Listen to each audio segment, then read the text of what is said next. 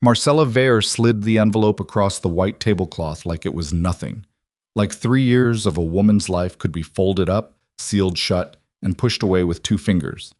Inside was a plane ticket, one way, and a check with enough zeros that most people would have grabbed it and never looked back. Amara Bellamy-Veyre didn't touch it. She looked around that dining room, 14 faces, 14 pairs of eyes that had never once looked at her like she belonged. And she felt something in her chest go very, very still. Not fear, something older than fear. Ask yourself this. If the people who were supposed to love you handed you a ticket out of your own life, what would you do? If you've ever been made to feel like an outsider in a room you had every right to be in, stay with me. This story is for you. Subscribe to this channel so you never miss what comes next. Hit that like button and drop your city and country in the comments. I want to see how far this story travels. The dinner had been Marcella's idea. That was the first thing Amara should have noticed. In 3 years of marriage to Korean Veyre, Marcella had never once invited her to anything that didn't come wrapped in obligation or barely concealed resentment. Every holiday meal, every birthday gathering, every so-called family celebration had felt less like an invitation and more like a test Amara had already failed before she walked through the door. But this one had come with a handwritten note. Korean will be delayed. Come alone. We should spend time as a family. Amara had stood in their kitchen reading those words twice, 3 times, trying to find the angle. Because with Marcella Veyre, there was always an angle. The woman didn't breathe without calculating what the exhale might cost her.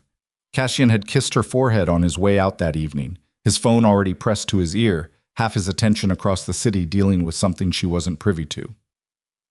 That was the other thing about being married to a man like Korean. There were entire rooms of his life she had never been allowed to enter.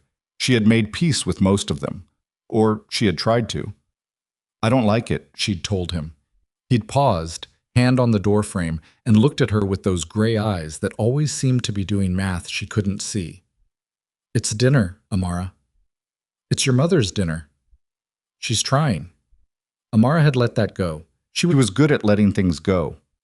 Some people would have called it grace. On her worst nights, alone in the bathroom with the water running so Korean couldn't hear her think, she called it exhaustion. She drove herself to the estate. The Veyre family home sat on the northwestern edge of the city, set back from the road behind wrought iron gates and a long private drive lined with trees that were older than anyone currently living inside. It was beautiful the way certain old things are beautiful. Impressively, coldly, in a way that reminded you the beauty wasn't meant for you. Amara had grown up in a 2-bedroom apartment in the South Side. She had put herself through college, earned a master's in financial analysis, and built a career before she'd ever set foot in a place like this. She was not easily intimidated by buildings, but she was not naive either. She walked into that dining room with her shoulders back and her face composed. 14 people were already seated. That was the first sign. Marcella's family dinners were usually intimate. 4 people, maybe 6. This was an assembly. Korean's Uncle Orson sat near the head of the table, thick-necked and red-faced, wearing the expression of a man who had already decided how the evening would end. His son Lucan was beside him, younger and sharper, and somehow more dangerous for it, with a smile that never reached his eyes. There were cousins Amara barely knew by name, and 2 men near the back wall who she recognized as senior associates of the Veyre organization, men who answered to Korean, not to Marcella. Or so she had thought. She took her seat. The seat they had given her, not at Korean's end of the table, where she usually sat, but toward the middle, surrounded on all sides, with Marcella directly across from her. "We're so glad you came," Marcella said. The words were warm. The delivery was surgical. The meal began. The conversation was careful, safe topics, surface talk, the kind of chatter that fills a room while everyone waits for what they're actually there for. Amara ate. She made conversation. She complimented the food and asked Orson about his son's new business venture and smiled at things that weren't particularly funny. She had been doing this for 3 years. She could do it in her sleep. But she was also watching. Amara had always been a watcher. It was how she had survived the first year of this marriage, when the hostility had been open and unashamed. It was how she had navigated the second year, when the hostility went underground and became something quieter, and therefore harder to defend against. And it was how, in the past several months, She had started to notice things that didn't add up. Small things at first. A name mentioned and then quickly swallowed when she entered a room. A date in Cassian's calendar that had no corresponding entry in the organization's official ledger. Shipments she overheard referenced in conversations that stopped the moment she appeared. She had no formal role in the Veyre business. Cassian had made that clear, both as a protection and as a limitation. But she had a financial analyst's brain, and she had spent 3 years in close proximity to the way this family operated. She knew what the normal pattern looked like. And for the past 8 months, the pattern had been wrong. She had said something to Cassian twice. Both times he had listened, nodded, kissed her temple, and changed the subject in a way that felt less like dismissal and more like someone carefully closing a door. She had not been entirely idle in the meantime.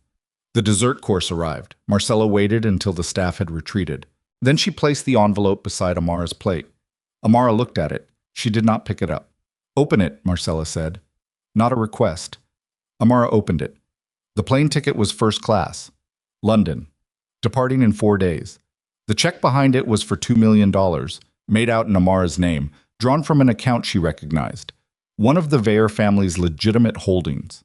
She set both items back inside the envelope with a steadiness that surprised even her.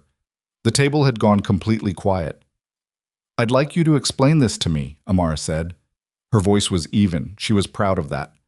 Marcella folded her hands. She had elegant hands. Amara had always noticed that. The hands of a woman who had never had to do anything ugly herself because she had always had men around her willing to do it. "You are a remarkable woman," Marcella said. "I have said so privately, and I mean it genuinely. But you have been placed in an impossible position, and I take some responsibility for that. We all have." "That's a lot of words," Amara said. "Try fewer." Something flickered in Marcella's expression. Not anger. Recalibration. "Leave," she said, quietly, "with your dignity and your future intact. Or stay, and understand that from this point forward you have no voice in any matter that concerns this family. You will be Cassian's wife in name. Nothing more. You will ask no questions, attend no meetings, and involve yourself in none of our affairs. Those are your choices. I am being generous in offering both." Orson made a small sound that might have been agreement. Lucan was watching Amara the way a person watches something they're not sure is going to break the way they expect it to. Amara looked at the envelope. She looked at Marcella. She looked at all 14 faces around that table. Then she pushed the envelope back across the tablecloth. "No," she said. Marcella's composure held, barely. "I don't think you understand. I understand perfectly." Amara kept her voice low and level because low and level was more devastating than loud in a room like this. "You've been very clear. You want me gone or you want me silent, and I'm declining both." "You don't have the standing to decline," Orson said from his end of the table. He hadn't bothered keeping the contempt out of his voice. With Marcella, contempt was always coded in something civil. With Orson, it just sat there naked and unconcerned. "I'm Cassian's wife," Amara said.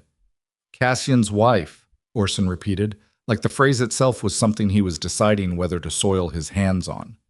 "Cassian's wife, who has never understood what this family is, who came in here with her degrees and her questions and her big eyes and her—" He stopped himself, but not for any polite reason. He stopped himself because there was a word waiting at the edge of that sentence, and even Orson knew better than to say it out loud in front of witnesses. Amara heard it anyway. She always heard it. "Say it," she said quietly. Nobody moved.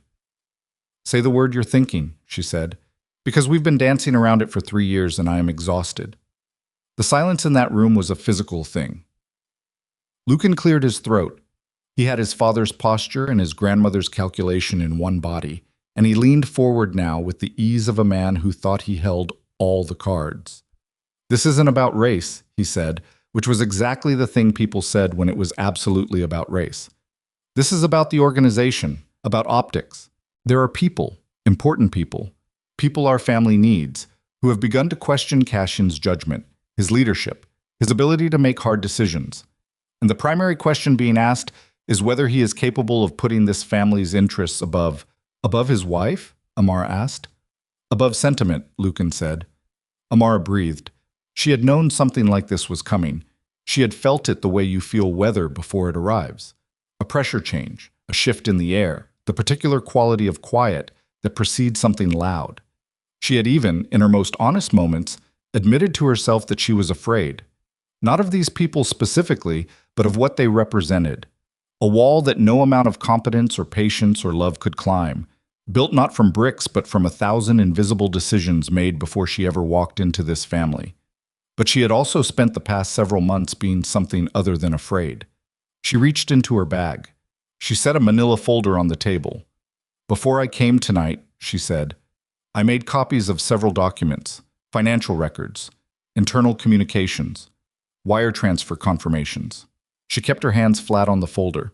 "And I have already ensured that those copies exist somewhere that none of you can reach." The room shifted. It wasn't loud. It was the opposite of loud. It was the sound of 14 people recalibrating simultaneously. Marcella's face had gone very still. Orson's face had gone red, then white. Lucan's smile was gone. "Whatever you think you found," Marcella began. "I know what I found," Amara said.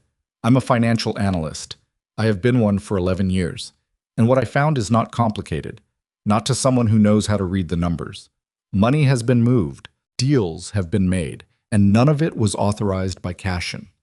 The two men near the back wall exchanged a look. Lucan stood up. "Sit down, Lucan," Amara said. She was mildly stunned that it came out as steady as it did. He did not sit down, but he didn't move further either. "Give us the folder," Marcella said. Her voice had changed. The warmth was gone entirely. What was underneath was something Amara had always suspected was there, cold and precise and very, very certain of itself. "No." "You are in over your head." "Probably," Amara admitted, "but I'm still here." She heard the door locks click. She looked at her phone. One of Lucan's men, she hadn't even seen him move, was standing at her elbow with his hand out. She gave them the phone. Because she had expected that too. Marcella leaned forward. The pretense of generosity was gone now, and what sat across the table from Amara was the actual woman, the one who had built and kept and consolidated power in this family for 40 years, who had buried a husband and outlasted 2 wars and made herself indispensable through a combination of intelligence and ruthlessness that her sons had inherited only partially. "Last chance," Marcella said. "Give us the documents. Agree to withdraw completely. In exchange, you keep the money, you keep your name, and you leave with no harm to yourself or anyone you care about." Amara looked at her. "Or?" she asked. Marcella's expression said the rest. And then, slowly, clearly, from somewhere beyond the dining room doors, came the sound of footsteps. Not rushing, not hesitant, steady, deliberate. The footsteps of a man who walked like he owned the ground beneath him because he did. The door at the far end of the room opened. Korean Veyre stepped into the light. He had not been across the city. He had not been delayed. He was here, in the house, and from the look on his face, the particular stillness that Amara had learned over 3 years meant he had passed some threshold of feeling and come out the other side into something colder and more permanent. He had been here long enough. He had heard it all. Nobody spoke.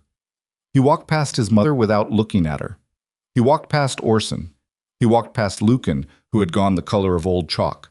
He walked the length of that table until he reached Amara. He didn't touch her. He stood beside her. And then he looked at his family. "All right," Korean said. His voice was very quiet. "Let's finish this." Nobody moved for a long moment. That was the thing about Korean Veyre that most people misunderstood. They expected volume. They expected the kind of anger that fills a room and rattles the windows and gives everyone something to react to. What they got instead was the opposite, a compression, a tightening, like all the air in the space had suddenly found somewhere else to be. His stillness was not the stillness of a man holding himself back. It was the stillness of a man who had already decided and was now simply watching everyone else catch up. He stood beside Amara and he looked at his family, and nobody at that table could quite meet his eyes. Almost nobody. Orson was the first to speak, because Orson had never learned the particular wisdom of knowing when to stop. He pushed back from his chair and stood up like his own bulk gave him authority, and he spread his hands the way men do when they're trying to make a gesture look reasonable. "Korean, son, before you say anything, sit down, Orson. 2 words. No emphasis. Orson sat down. Marcella had not moved at all. She sat with her hands still folded on the table in front of her posture unchanged, her face composed in that particular expression that Amara had spent 3 years trying to decode, the one that looked like dignity but functioned more like a wall. She was watching her son the way a chess player watches a board when the opponent has made a move they didn't anticipate but were prepared for nonetheless. Cassian pulled out the chair beside Amara and sat down in it. That was what nobody expected. They expected him to stand, to loom, to perform. Instead, he sat. And in sitting, he made the whole room reconfigure around him, because now he was at the table with them, which was so much more unsettling than standing apart. He reached over without looking and put his hand flat on the manila folder in front of Amara, not taking it, just acknowledging it. "Tell me what's in here," he said to Amara. His voice was quiet enough that she was the only one who could hear the particular quality underneath it, not quite asking, not quite already knowing. "You heard enough," she said. "I heard what they said to you." He finally looked at her, and there was something in his face that she hadn't seen before, or hadn't seen in a while, something that had the quality of pain in it, which he was already working to compress back down into something functional. "I want to hear what you found." Lucan's chair scraped. "This is not—" he started. "Lucan." Cassian didn't raise his voice. He didn't turn his head. "I will get to you. Do not speak until I do." Lucan closed his mouth. His jaw was tight enough that Amara could see the muscle working in his cheek from across the table. Amara opened the folder. She had organized it the way she organized everything, not out of habit, but out of the understanding that presentation was half the argument. She slid the first page toward Cassian. It was a wire transfer record, dated 14 months ago, routed through one of the Veyre organization's shell companies, and redirected to an account she had spent 3 weeks tracing to a holding company registered in Luxembourg. "This is $42,000, she said. "It left a legitimate account here. It should have cleared through the usual distribution channel by the following Thursday. It didn't." Cassian looked at the paper. "It went here instead." She put a second page beside it. "This company, ostensibly a property development firm, no actual properties on record, incorporated 18 months ago." She paused. "Incorporated by someone whose name I didn't recognize, so I ran it. The registered agent is a law firm that has handled filings for 3 other companies. 2 of those companies have done direct business with Orson's subsidiary." She said it plainly. No accusation in her voice, just the numbers, the dates, the connections. "Let it sit there." Cassian did not react visibly. He turned the page over and looked at the back of it, which was blank, as though the blankness itself might tell him something. Orson made a sound in his throat. She's presenting selected records without context, Cassian. You know how it is with these things. You pull 3 documents out of 1,000 and you can make anything look— Orson. Marcella's voice was low and very controlled. She did not look at him. "Stop." He stopped, which told Amara something. In all the time she had spent watching this family, she had never once seen Orson take direction from Marcella in front of witnesses. He argued with her. He performed deference and then undercut it. He did not simply stop. The fact that he did now meant he understood exactly how thin the ice had gotten. Amara laid out the next 3 pages.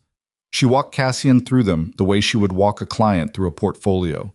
Methodical, connected, each piece building on the one before it. She showed him 6 separate transfers over 14 months. She showed him the redirect pattern, which was consistent enough to be policy rather than accident. She showed him 2 internal communications, not emails, which even she couldn't access, but printed memos that had ended up in a filing cabinet she'd been asked to organize 8 months ago by one of the estate's administrative staff, who almost certainly hadn't understood what they were handing her. When she got to the 6th page, she paused. "This one is different," she said. Cassian looked up from the papers. He had been reading carefully, which she respected. He hadn't skimmed, hadn't performed engagement, had actually read the numbers. His eyes were asking the question before his mouth did. "The first 5 are money," she said. "Redirected, yes, but the amounts are manageable. Someone could argue accounting irregularities. Someone could argue clerical error, with enough creativity." She set the 6th page down. "This one isn't money. It was a communication record. Partial. She hadn't been able to get the full document, but enough. It referenced a meeting, a date, and a name that appeared nowhere in any official Veyre documentation she had ever seen. Cassian read it. He read it a second time. "Where did you get this?" he asked. "I'd rather not say in this room," she told him. He nodded once. He understood that. Lucan stood up again. This time he didn't wait. "Cassian, she has been going through private organizational records without authorization. That is a violation of..." "Of what?" Cassian asked. He finally turned to look at his cousin, and the look was not angry. That was the worst part of it, Lucan's worst moment, and the look wasn't even angry. It was just tired and certain. "What exactly did she violate, Lucan?" She has no standing to access. She's my wife." The words came out quiet and flat, like he was reading from a document. "She lives in this house. She has had access to this house for 3 years. If documents were in this house that you didn't want her to find, that's a problem with where you stored them, not with her." Lucan's mouth opened and closed. Orson had gone very red again. "You're defending her going through..." "I'm looking at what she found," Cassian said. "There's a difference. Sit down, both of you. I'm not going to say it again." They sat. Orson looked like he wanted to overturn the table. Lucan looked like a man watching a building collapse from the inside. Marcella had still not moved. She was watching Cassian with an expression that Amara, for the first time, could actually read clearly. It was grief. Functional, controlled, weaponizable grief. But grief nonetheless.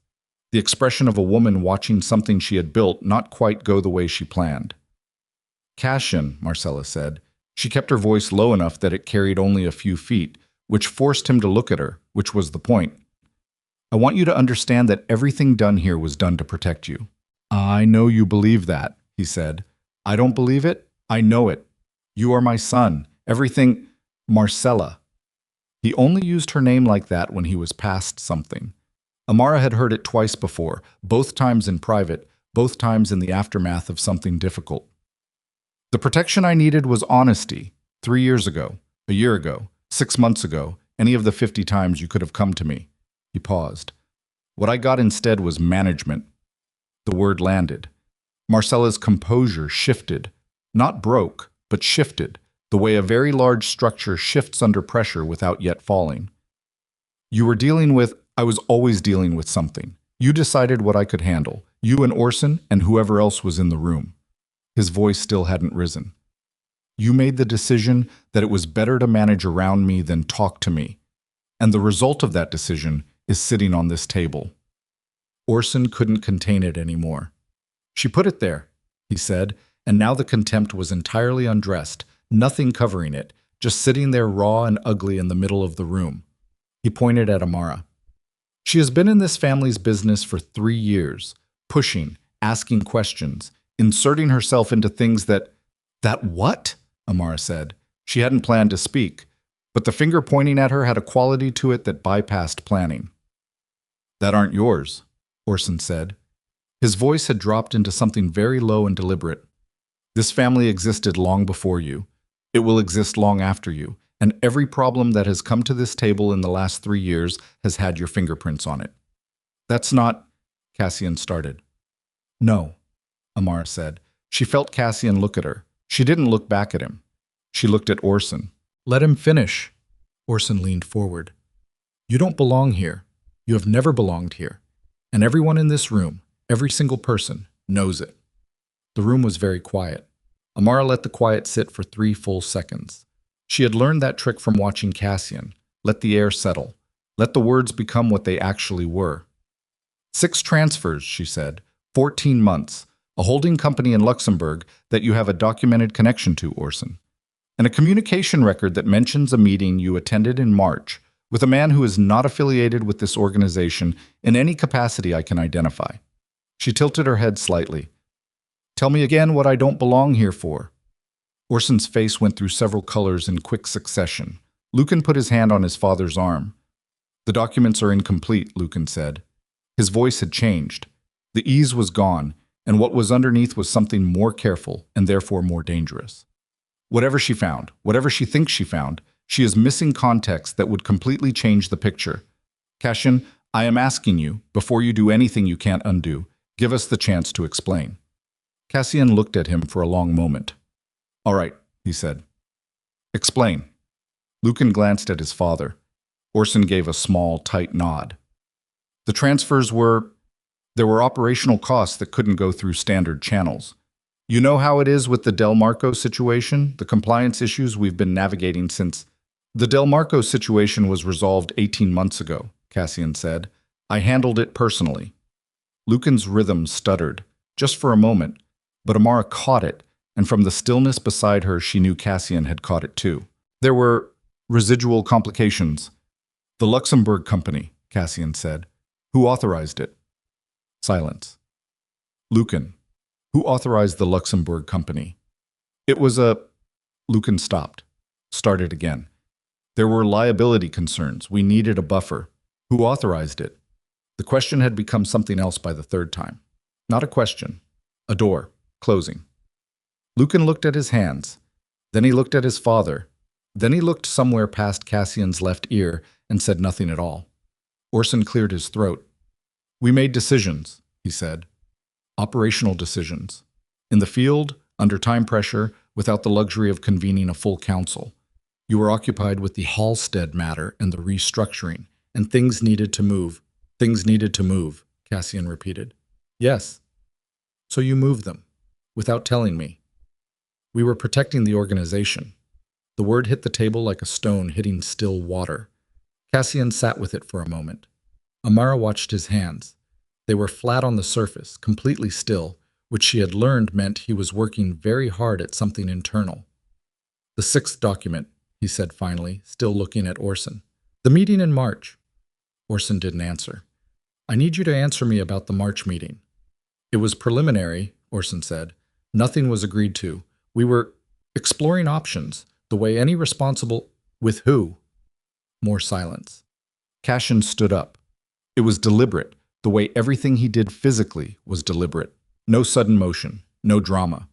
He simply unfolded himself from the chair and stood, and the change in the room was immediate. 14 people adjusting their weight and their breath and their willingness to maintain eye contact. He walked to the far end of the table. He stood there with his back to the room for a moment, looking at nothing in particular, and Amara understood that she was watching a man process something that he had perhaps suspected but had not until tonight allowed himself to fully accept. When he turned back around, his face was composed. Whatever had passed through it was gone, or had been folded somewhere internal. I want this room cleared, he said. Marcella looked up. Cassian, everyone except Amara, now. There was shuffling. There was the particular sound of chairs moving and people finding things to do with their hands and eyes while they located the exits. The two men near the back wall moved first. They read the room with professional accuracy, and they were through the door inside of 30 seconds. The cousins followed, most of them visibly relieved to have a direction to go in. Lucan stood. I think I should stay, Lucan said. I think you should go, Cassian said. Lucan looked at him for a beat too long. Then he moved. Orson stood slowly, with the deliberateness of a man who wanted everyone to see that he was not fleeing. He straightened his jacket. He looked at Cassian with an expression that was somewhere between defiance and something that might, under different lighting, have looked like an appeal. You have one side of this, Orson said. You have her side. I have the documents, Cassian said. Her side isn't in the documents. The numbers are. Orson walked out. That left Marcella. She had not stood. She was still at the table, still composed, still watching her son with that expression Amara had finally learned to read. She looked at Cassian, and then she looked, for the first time since the beginning of the evening, directly at Amara. Really looked. Not the practiced social performance of acknowledging someone's presence, but an actual look, sharp and assessing, and maybe something else at the very back of it that Amara couldn't quite name. Then she looked back at Cassian. I did what I thought was necessary, she said. I have always done what I thought was necessary. I know, Cassian said. Whatever those documents show, whatever Orson and Lucan did or didn't do, what I did tonight, I did for this family, for your future. I need you to know that. I know you believe it, Cassian said again, the same words as before, and Marcella heard the echo of them. Amara could see it in her face, the recognition that he had already said this, already filed it away. Marcella stood.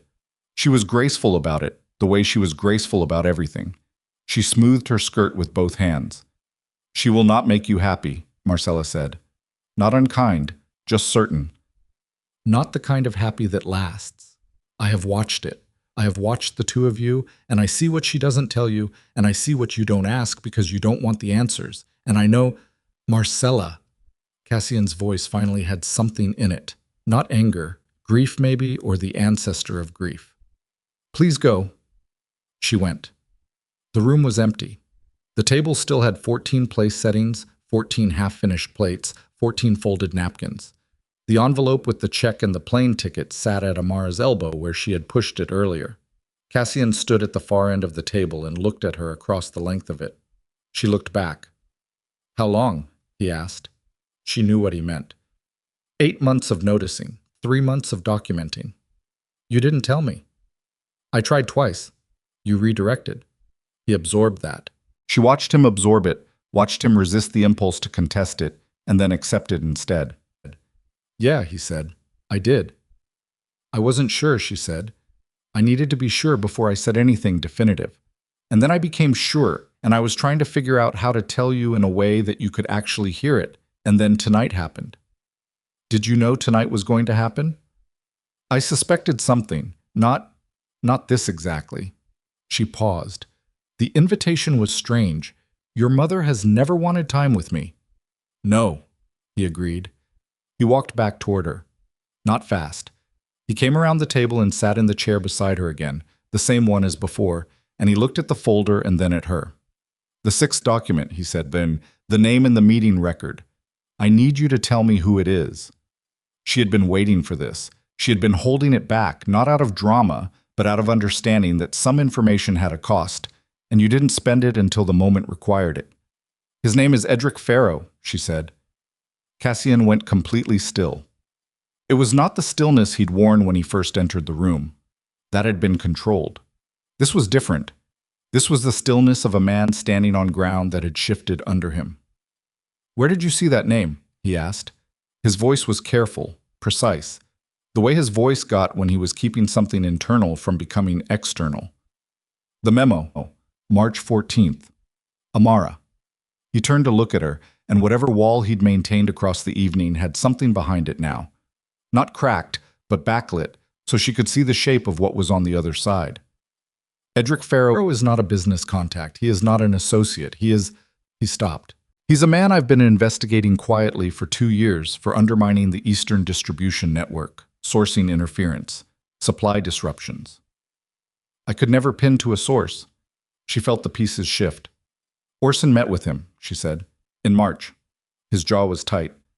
3 months before the Halstead losses, which I attributed to market volatility, which might not have been market volatility. He looked at the folder, then at her, then at the door through which his family had gone. "They didn't just redirect money," he said. It wasn't a question. He was working through it in real time, and she could see it. The way the picture he'd been carrying in his head was changing shape, details reorganizing, implications cascading. They opened a door. To Farrow. To someone who has been... He stopped again, pressed his fingers flat against the table. "How much of this does Farrow know about our operation? If Orson's been meeting with him for at least..." The door opened. Lucan walked back in. He was alone. He wasn't moving fast, which was its own kind of alarming. Panicked people moved fast, but dangerous ones moved carefully. He stopped just inside the doorway and looked at Cassian, and there was something in his face that was past calculation, past the practiced ease, down to something rawer and less manageable. "I need to talk to you," Lucan said. "Just you." "Amara stays," Cassian said. "Cassian." "She stays, Lucan." Lucan looked at Amara. Not with contempt this time, with something that was closer to desperate, which was worse. Desperation in a calculated man was the thing you couldn't predict. "The drive," Lucan said. He pulled something from his jacket pocket and held it up. A small encrypted drive, the kind of thing that could hold a significant amount of data in a very unassuming shell. "Everything is on here. Full records. Everything you don't have, everything she didn't find, contacts, transfers, the Farrow meetings, all of it." Cassian looked at it. "You're offering me the evidence of what you did," he said. "I'm offering you the evidence in exchange for..." "No," Cassian said. Lucan's hand closed around the drive. You don't know what I'm asking yet. I know you're asking for something. The answer is no. Cassian, Lucan's voice cracked slightly at the edge of the word.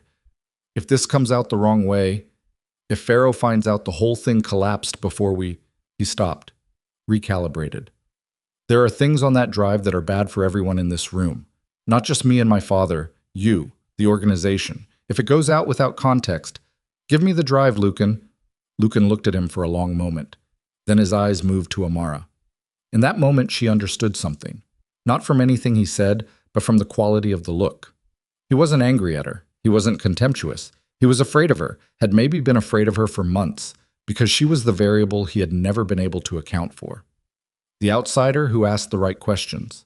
The woman who sat in their house and watched their patterns and understood their numbers and never, not once, had been quiet enough to disappear. He had tried to remove her tonight. He had failed. And now he was standing in a room with the evidence of that failure and the man he had spent 14 months deceiving, and there was nowhere left to go that didn't cost him everything. His hand moved. Not toward Cassian. Toward the side door. The one that led toward the estate's service corridor. He moved with his whole body, fast now, the careful slowness abandoned, and he had the drive in his hand, and Cassian was out of his chair before Amara had processed what was happening. And the room that had been quiet for the past 20 minutes became very suddenly and very completely the opposite of quiet. Cassian reached the door the same moment Lucan did, and for one moment the two of them were framed in the doorway together.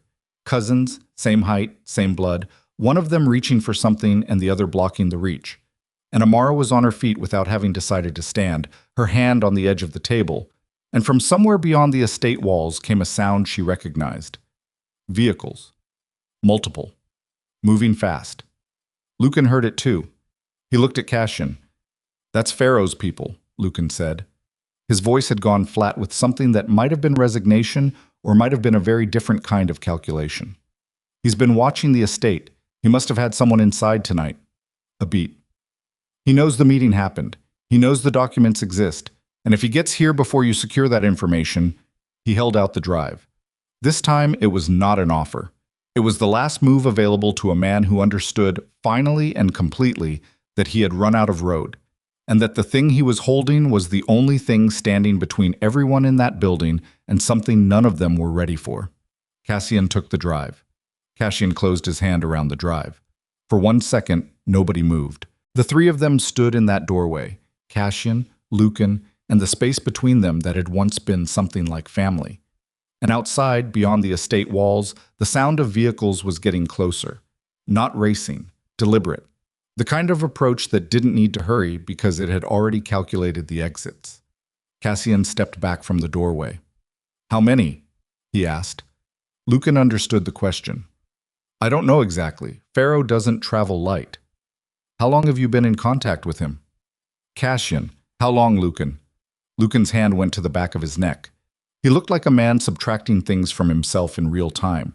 The ease, the calculation, the performance of a cousin who had always positioned himself as an ally while doing something else entirely underneath.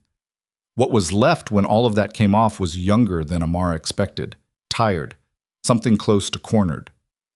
19 months, Lucan said. Cassian absorbed that without visible reaction, which was its own kind of reaction.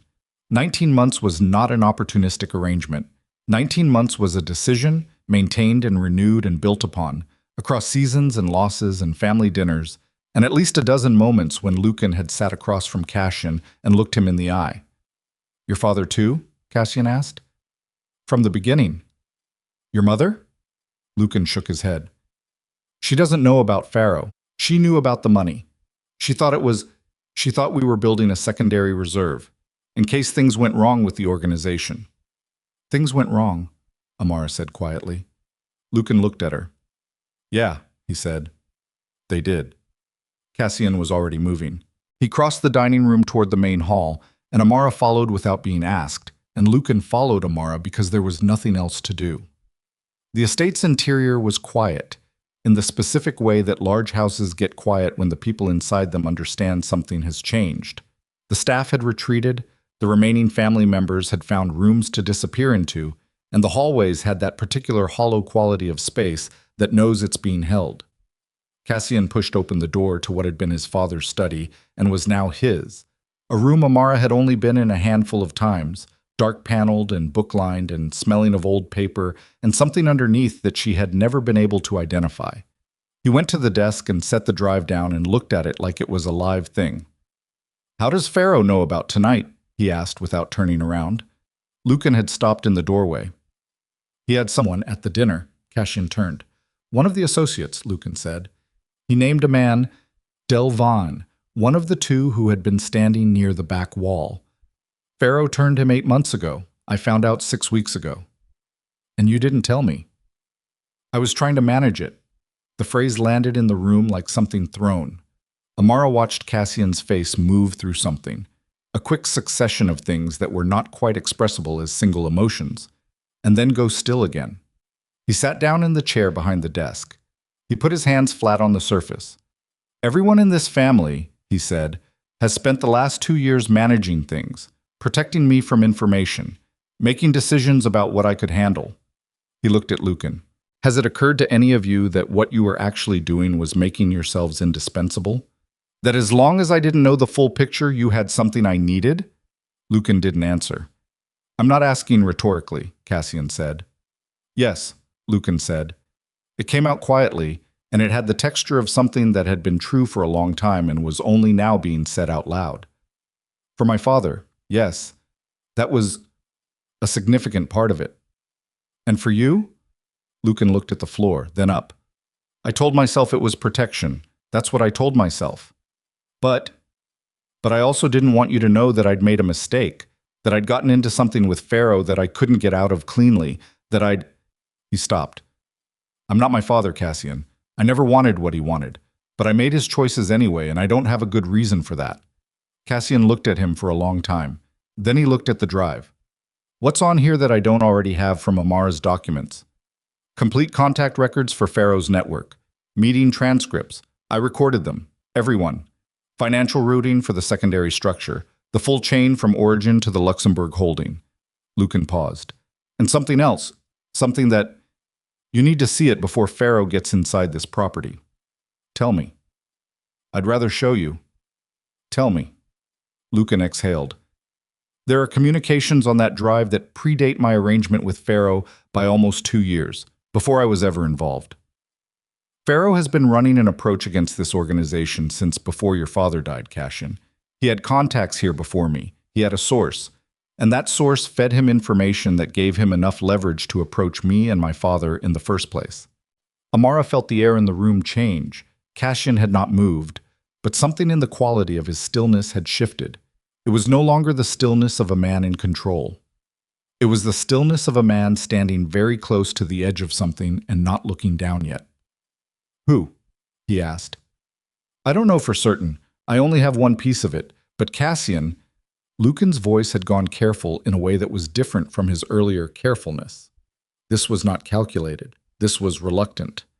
The source had access to personal information, not organizational, personal, medical records, your father's medical records, from the last 14 months of his life. Cassian's jaw tightened. "The official account was a stroke," Lucan said. "That's what we were all told. That's what the death certificate—" "Stop," Cassian said. Lucan stopped. The room was very quiet. Amara looked at Cassian's hands on the desk. They were still flat, but the knuckles had gone lighter. "What exactly is on that drive?" Cassian said. His voice was very low and very controlled, and it had a quality to it that Amara had not heard before, something underneath the control that was the ancestor of something much larger. "Communications between Pharaoh and the source, from 3 years ago, discussing the timeline, discussing the succession, discussing what would happen to the organization after your father was gone, and how Pharaoh's network could position itself to take advantage." Lucan pressed his lips together. "They knew the timing, Cassian, before it happened. They knew when it was going to happen." Cassian stood up. He walked around the desk. He walked past Lucan without looking at him, through the doorway and into the hall, and Amara and Lucan both followed because the alternative was standing in the study alone, and neither of them could do that. He stopped in the middle of the hallway. He stood there with his back to them for what felt like a very long time, but was probably 15 seconds. His shoulders were up. His head was down slightly. When he turned around, his face had rearranged itself into something that Amara could only describe as decision. Not any specific emotion, but the state that comes after emotion has been folded and put away in favor of necessity. "Get the security team in from the perimeter gates," he said. "Bring them to the east wing. Don't use the radio. Phones only. Direct calls." He looked at Lucan. "Which entrance is Pharaoh planning to use?"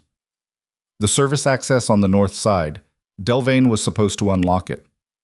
"Is Delvane still on the property?" "I don't know." Cassian looked at Amara. She understood the look. It was not asking her to hide or wait or stay safe. It was acknowledging her presence in a way that included her in what came next. "The financial records from your folder," he said. "The originals. Where are they?" "Photographed and uploaded before I came tonight. They're not only in this house." Something moved across his face, something that was not quite relief and not quite pride, but existed in the neighborhood of both. "Good," he said. Then the lights went out. Not all of them. The estate had a backup generator that kicked in within 3 seconds, bathing the hallway in the slightly warmer, slightly dimmer quality of emergency power. But 3 seconds of complete darkness in a house where someone had just told you an outside party was approaching with unknown intentions was 3 seconds that felt considerably longer. Amara did not move. She stood exactly where she was and breathed and waited for the generator to bring the lights back. And when they came back, she counted the people in the hallway. Cassian, Lucan, herself. And then she listened. Somewhere deeper in the house, a door had opened. Cassian heard it too. She could tell from the way his head moved. A slight tilt, precise. The kind of listening that was a physical action. He reached toward the bookcase at the end of the hall. She had always thought it was decorative, one of those old house pieces of furniture that existed to suggest culture rather than provide it, and touched something on the side of it, and it swung outward 3 inches. Behind it was a panel. He entered a code. A drawer released, and he reached in and took out a phone and a small device she didn't recognize and closed everything again. "There's a room at the back of the east wing," he told her. "Third door on the right after the linen closet. Lock from the inside. Stay there until I come for you." "No," she said. He looked at her. "I know where the evidence is," she said. "I know how it's structured. If something happens to you, those records become—" She didn't finish that sentence because it went somewhere neither of them wanted to go out loud. "I'm more useful here." "Amara, I'm not arguing because I want to be brave," she said. "I'm arguing because it's true." He looked at her for 2 full seconds. Then he said, "Stay behind me," and turned toward the sound. The north corridor was darker than the main hall. Fewer emergency lights, longer gaps between them. They moved through it in a line, Cassian first, Amara close behind him, Lucan at the rear with the drive still in his pocket, and the expression of a man who had chosen a side and was only now understanding what that choice would cost. They reached the junction where the service corridor met the main house passage. Delvane was there. He was standing in the middle of the corridor with his jacket open and his hands visible, a gesture that was meant to read as non-threatening, but read instead as someone who had been told exactly how to stand in order to survive the next 30 seconds. He was not alone. Behind him, framed in the doorway from the service access, was a man Amara had never seen but recognized instantly from the way everyone else in the corridor oriented themselves around him. He was maybe 50, lean in the way that lean men who've been lean their whole lives are lean. Not worked at, just structural. He wore a coat that was too nice for the weather and held himself with the particular ease of someone who had never in his adult life been the most nervous person in any room he entered. Edric Pharaoh. He looked at Cassian. He looked at Lucan. He looked at Amara with the specific quality of attention someone gives to an element that was not supposed to be present. "Cassian Veyre," he said. His voice was mild. The voice of someone at a business lunch, not someone who had just entered a man's home through an unlocked service door in the dark. "I've been looking forward to this." "I doubt that," Cassian said. Pharaoh smiled slightly. "You're right. I was looking forward to the version of this where Lucan and your uncle had already handled the evening by the time I arrived." His eyes moved to Lucan. "That's clearly not what happened." Lucan said nothing. "You have something that belongs to me," Pharaoh said to Cassian. His eyes dropped briefly to Cassian's pocket, where the drive sat. "The records on that device, the meeting transcripts, the routing documentation, those are my property. They were given to Lucan in trust. They were evidence of crimes, Cassian said. They're business records, Pharaoh said pleasantly. The interpretation depends very much on the context, and the context is something I've been curating for several years. Tell me about my father, Cassian said. The hallway temperature dropped. Pharaoh looked at him. For the first time, the mildness in his expression had to work a little harder to stay in place. Your father was a cautious man, Pharaoh said. But caution has a ceiling, and he had become, I think the word is inconvenient, to several arrangements that were worth considerably more than any single family operation. Did you have him killed? The words came out flat. No inflection.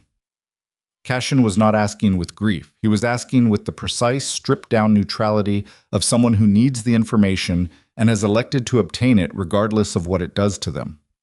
Pharaoh looked at him for a moment. I arranged for his health to deteriorate faster than it would have naturally, Pharaoh said. He was already sick, you know that. We simply accelerated the timeline. It was cleaner than the alternative. Amara heard Lucan make a sound behind her. Not words. Something beneath words. Cassian did not move. Pharaoh continued, and the mildness was back fully now, as if he had assessed the disclosure and decided it cost him nothing. I want the drive, Cassian. In exchange, I leave tonight. I pull my contact inside your organization. I redirect my attention elsewhere.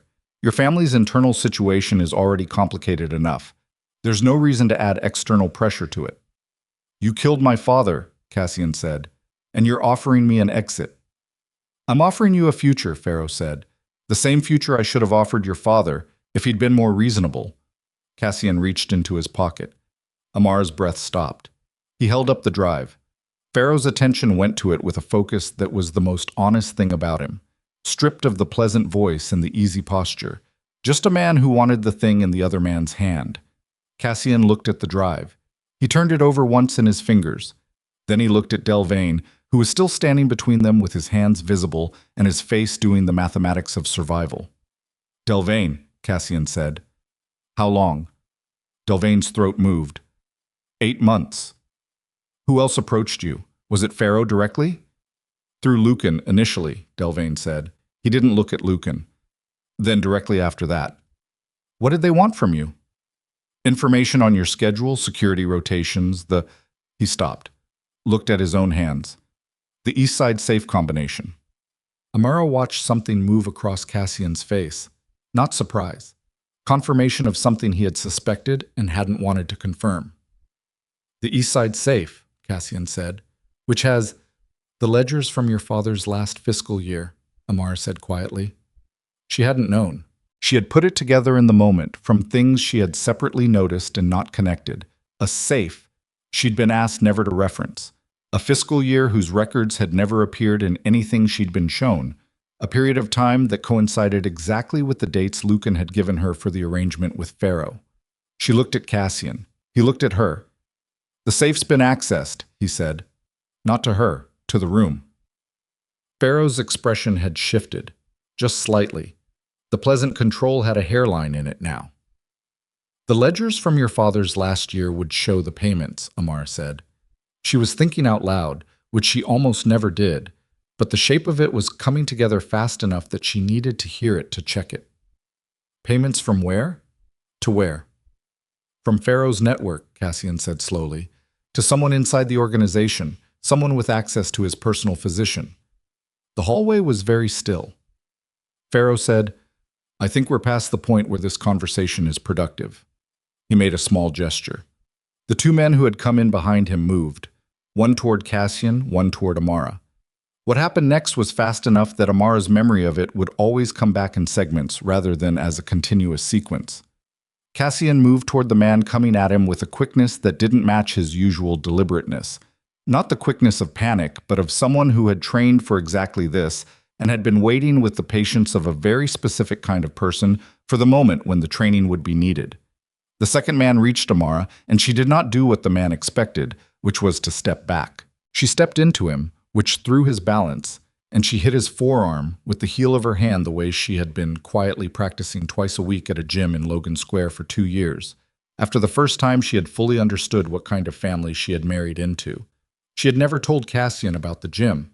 The man went sideways. Delvane, who had been standing with his hands up processing his own particular crisis, made a decision. He moved toward Pharaoh, not toward Cassian, which was not what anyone would have predicted, and the surprise of it gave Pharaoh 2 full seconds of visible uncertainty. 2 seconds was enough.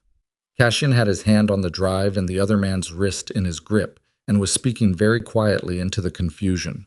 Not to Pharaoh, not to Lucan, not to any of the people immediately around him, but into the phone he'd taken from the panel in the hall, giving someone on the other end a very specific and brief set of instructions. Pharaoh moved toward the service door. Lucan stepped into his path. It was the most deliberate thing Lucan had done all evening. Not reactive, not forced, but chosen. He stood in the doorway with his hands at his sides, and he looked at Pharaoh and he said, "No." Pharaoh looked at him with an expression that had no mildness left in it. "Move." "No," Lucan said again. Pharaoh reached into his coat, and the lights came back on. Not the emergency lights, the full lights, from every fixture in the corridor simultaneously, flooding the space with a brightness that felt almost violent after the dim of the backup power. And with the lights came voices from the east end of the corridor, and the sound of the main door opening, and 4 members of Cassian's security detail came through it. Pharaoh assessed the room with the speed of a man who had made his career from rapid assessment. Then he took his hand out of his coat and held both up. "All right," he said. His voice was still mild. He had put the mildness back. "All right." It was the most frightening thing Amara had seen all night. Not the darkness, not the men, not even what Pharaoh had said about Cassian's father. It was the speed with which Pharaoh recomposed himself. The way the mask went back on in real time, functional and immediate. This was a man who was not done, who would not be done because he had learned to survive by being whatever the moment required and shedding it when the moment passed. Cassian stood in the center of the corridor. The drive was in his hand. Lucan was behind Pharaoh. The security team was spreading down the hall. He looked at Pharaoh. "You are going to tell me," Cassian said, "everything, the source, the physician, the timeline, the names of everyone who was in the room when you made the decision about my father." His voice had not risen. It had lowered, actually, and the lowering of it was more communicative than volume could have been. "You are going to tell me all of it tonight." Pharaoh met his eyes. "And in exchange?" "I haven't decided yet," Cassian said. He plugged the drive into the device he'd taken from the panel, a small, encrypted reader. And while the security team held Pharaoh and Delvane and the 2 men who'd come in with Pharaoh, he stood in the corridor and began to read. Amara stood beside him. Not because she had been invited, because she had not been told to leave, and she was no longer in the business of removing herself from rooms where she had standing. She watched his face as he read. She had learned to read his face over 3 years. She had learned the difference between the face he showed at family dinners and the face he wore alone, the face he made when something hurt, and the face he made when something confirmed what he already knew. She had learned that his most significant responses were always the quietest. He read for about 90 seconds. Then he stopped. He stood very still. His hand holding the device dropped slightly. Not all the way, just an inch. The kind of drop that happens when something unexpected arrives in the body before the mind has authorized the reaction. Amara put her hand on his arm. She did it without thinking about it, the way you reach for something when you feel it start to fall. He let her. She looked at the screen. The communication was dated 3 years and 4 months ago. It was between Pharaoh and the source. The name still redacted, but the context unmistakable. It outlined the plan. The physician. The dosage adjustments that would accelerate the deterioration without triggering obvious suspicion. The timeline. The succession scenario. She read it twice, and then she reached the last paragraph of the communication, and she understood why Cassian's hand had dropped. The source had not simply provided access to the physician. The source had provided something else, something that had made the whole arrangement possible, had given Pharaoh the leverage he needed to approach the physician in the first place. The source had provided proof that Cassian's father had been planning to dissolve the organization, to dismantle it, to redirect the legitimate holdings into a legal trust and shut down the criminal infrastructure over a 5-year period. A plan that would have removed the power base of everyone who fed off the organization's existence. A plan that had died with its architect. A plan that no one had ever told Cassian existed, She looked up from the screen. She looked at Cassian. His face was doing something she had no map for. He was trying to get out, Cassian said, very quietly. To himself, maybe. He had a plan. He was going to... He stopped. He looked at Lucan. Lucan's expression told her what she needed to know before he spoke. The particular quality of a man who knew something and had always known it and had carried it and was now watching the knowing of it become unavoidable. "Did you know?" Cassian asked. His voice was barely above nothing. Lucan closed his eyes. "Your mother," he started. "Did you know?" "Your mother told Orson," Lucan said. "Orson told my father. My father told me. We were told not to..." He stopped, opened his eyes. "We were told that if the plan went forward, everything we had access to, everything the family had built, would be..." "So you found Pharaoh," Cassian said. "My father found Pharaoh. I came in later. After it was..." His voice broke at the edge. Not dramatically, just frayed. "After it was already done." The corridor was very quiet. Amara's hand was still on Cassian's arm. She could feel the tension in it. Not the tension of someone about to act, but the tension of someone holding themselves together through an act of pure sustained will. He knew now. His father had been trying to build him a clean future. The people he trusted, his uncle, his cousin, people he had protected and provided for and called family, had found a man willing to end his father's life rather than lose their access to power. And his mother had known enough to tell them. He looked at Pharaoh, who was standing in the grip of the security team with that mild expression reconstructed perfectly, waiting with the patience of a man who had waited out harder rooms than this. And something in Korean Mafia that had been one thing for 34 years became, in that corridor, with the drive in his hand and his wife's hand on his arm, and the truth finally arranged in front of him in its complete and brutal shape, something else entirely. "Bring everyone up," he said. His voice came out differently than it had before. Not louder, not colder exactly, more permanent. "Orson, Marcella, everyone who was in that dining room tonight, bring them here." "Cassian," one of the security team started. "Now," he said. He looked at Amara. She looked back at him. She had married a man who ran a criminal organization and had made her own accommodations with what that meant. She had told herself that she could love a complicated man without becoming complicit in his complications. She had built careful internal walls between the husband she knew and the machinery he operated. In this corridor, holding his arm while he stood at the edge of the most significant moment of his life, those walls were becoming something she could no longer quite locate. Whatever he was about to do next, whatever he was about to become, she was going to watch it happen from 3 feet away. And she was not sure, for the first time in 3 years, whether she knew what she would find on the other side of it. They came one by one. Orson first, because the security team found him in the East Wing library with a glass of something amber and the expression of a man who had decided that the best posture available to him was dignified ignorance. He walked into the corridor without being physically compelled and looked at the assembled scene. Pharaoh in the grip of 2 men, Delvain against the wall, Lucan standing apart from everyone with his arms crossed over his chest like he was trying to hold something in. And Orson's face did the arithmetic fast and came up with a number he didn't like. He looked at Cassian. Cassian looked back at him and said nothing. That was worse than anything Cassian could have said. The cousins came next, herded by one of the security team from whatever rooms they'd dispersed to. Most of them looked frightened in the simple way that people who are adjacent to power look frightened when power becomes unstable. Not guilty, just aware that proximity to something dangerous is its own kind of exposure. They arranged themselves along the corridor wall without being told to, the instinct of people who understood that when the center of a room becomes dangerous, the edges are safer. Marcella came last. She walked herself in. No escort. Or rather, she had an escort, and she was walking slightly ahead of him in the specific way that communicated she was choosing to come and not being brought. She had changed something about her appearance in the time since the dining room, her posture maybe, or the set of her jaw.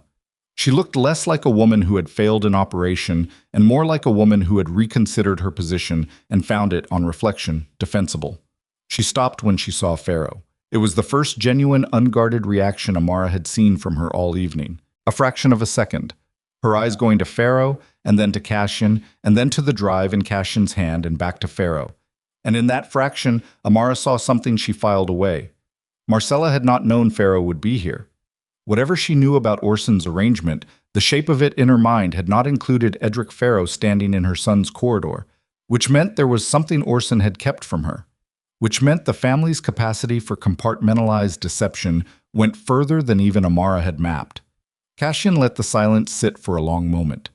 He had the device in one hand and his phone in the other, and he stood in the center of the corridor with the quality of a man who had decided exactly how this would go and was now simply executing the decision.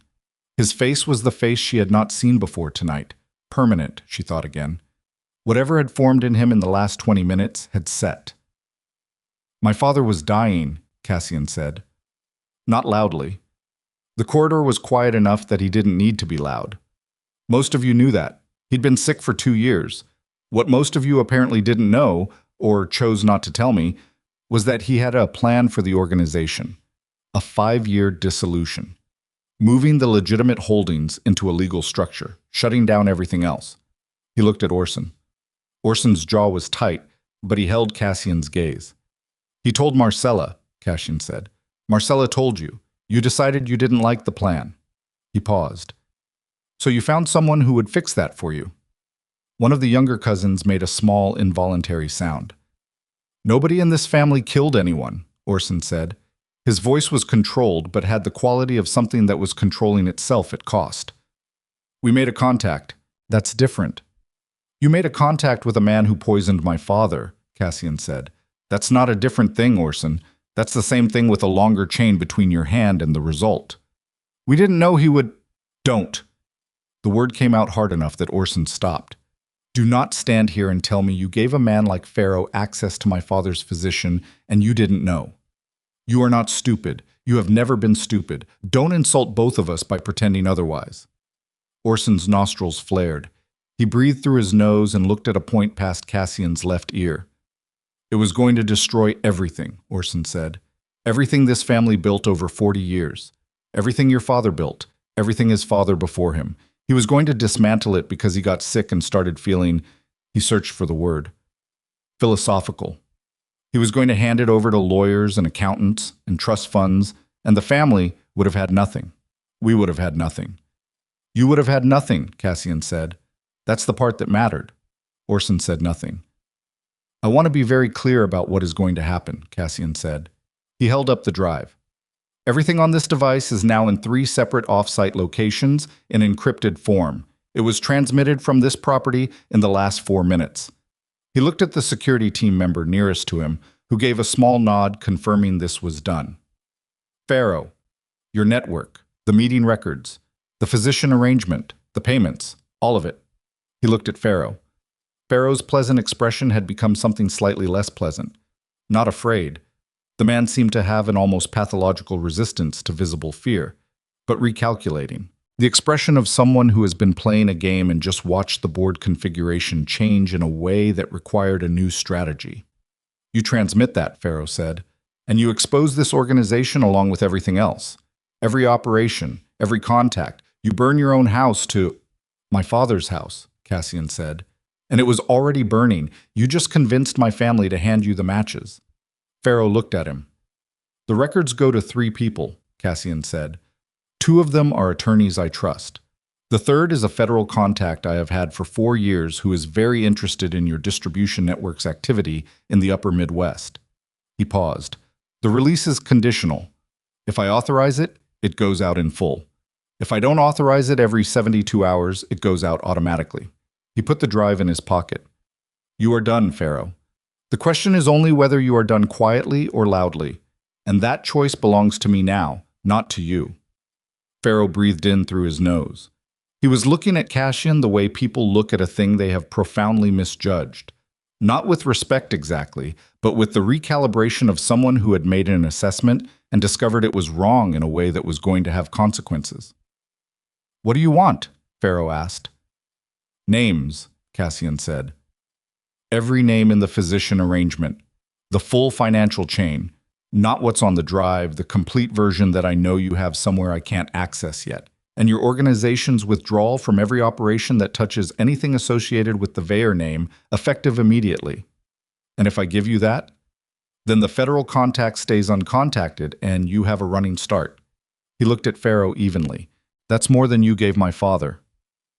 The corridor was very still. Pharaoh looked at Cassian for a long moment. Then slowly, he nodded. It was not a defeat. It was a business decision, made by a man who calculated odds for a living and had just recalculated.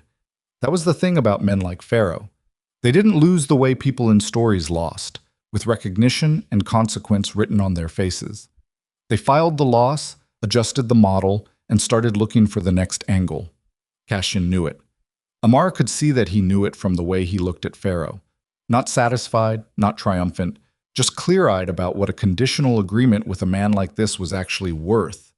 But it was what he had. And it was enough for tonight. He turned to Orson. And this was different. This was not Pharaoh, who was an external enemy with comprehensible motivations.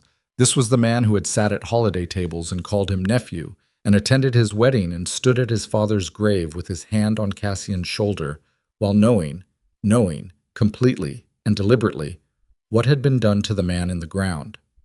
Orson met his gaze.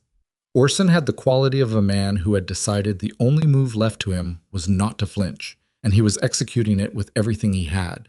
His hands were at his sides. His chin was level. He looked like a man braced for impact and refusing to show it. "I'm not going to hurt you," Cassian said, quietly, like a door closing. "I want you to understand that clearly, because I want what I'm about to say to reach you unobstructed by fear." Orson's jaw moved. "You are leaving this organization tonight," Cassian said. "Every holding, every interest, every arrangement with any entity connected to this family, you are signing it over in the next 48 hours. My attorneys will prepare the documents." He paused. "You will have enough to live on. Not comfortably, the way you're accustomed to. Adequately. You will leave Chicago. You will not contact anyone in this organization or anyone connected to it. And you will understand that the reason you are walking out of this building tonight, instead of being in the same position as Pharaoh, is not mercy. It is because I am choosing not to become what you already are." Orson's throat worked. "You have no right." "I have every right," Cassian said. "And you know it." He looked at Lucan. Lucan was already looking at him. Had been looking at him through the whole exchange with the particular expression of someone waiting for a sentence that's been building for a long time. "You blocked a door," Cassian said. Lucan said nothing. "When Pharaoh moved, you stepped in front of him. You didn't have to do that." "I know," Lucan said. "Why?" It wasn't a question with an easy answer, and Lucan didn't reach for an easy one. He stood with the question for a moment. "Because it was the only thing I've done in 2 years that wasn't about protecting myself," he said finally. "And I needed to do one thing that wasn't that." Cassian looked at him for a long time. "You are going to cooperate fully with my attorneys," he said. "Every detail of the arrangement with Pharaoh, every name, every transfer, everything." "Yes," Lucan said. "And after that?" Cassian stopped. He looked tired for the first time. Not physically, or not only physically. The kind of tired that is about having carried something for a long time and now having to figure out how to put it down without damaging everything around it. "I don't know yet. We'll figure it out." It was the most human thing Cassian had said all night. It landed differently than everything else had landed. Smaller, less certain, which made it somehow more real. He turned to Marcella. She was standing very straight. Her face had the quality it had worn through most of the evening. Composed, controlled, a wall that had been maintained for so long it had become structural.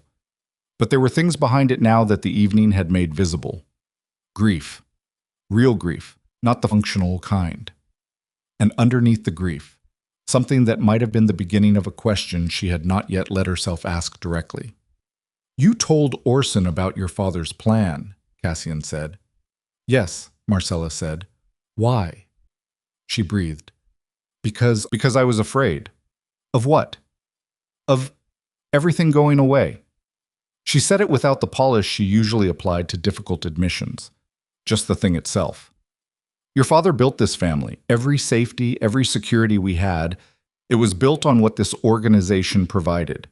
And he was going to walk away from it. He was sick, and he was afraid, and he was going to dismantle 40 years of everything because he wanted to die with clean hands. And She stopped. I could not let that happen. So you told Orson.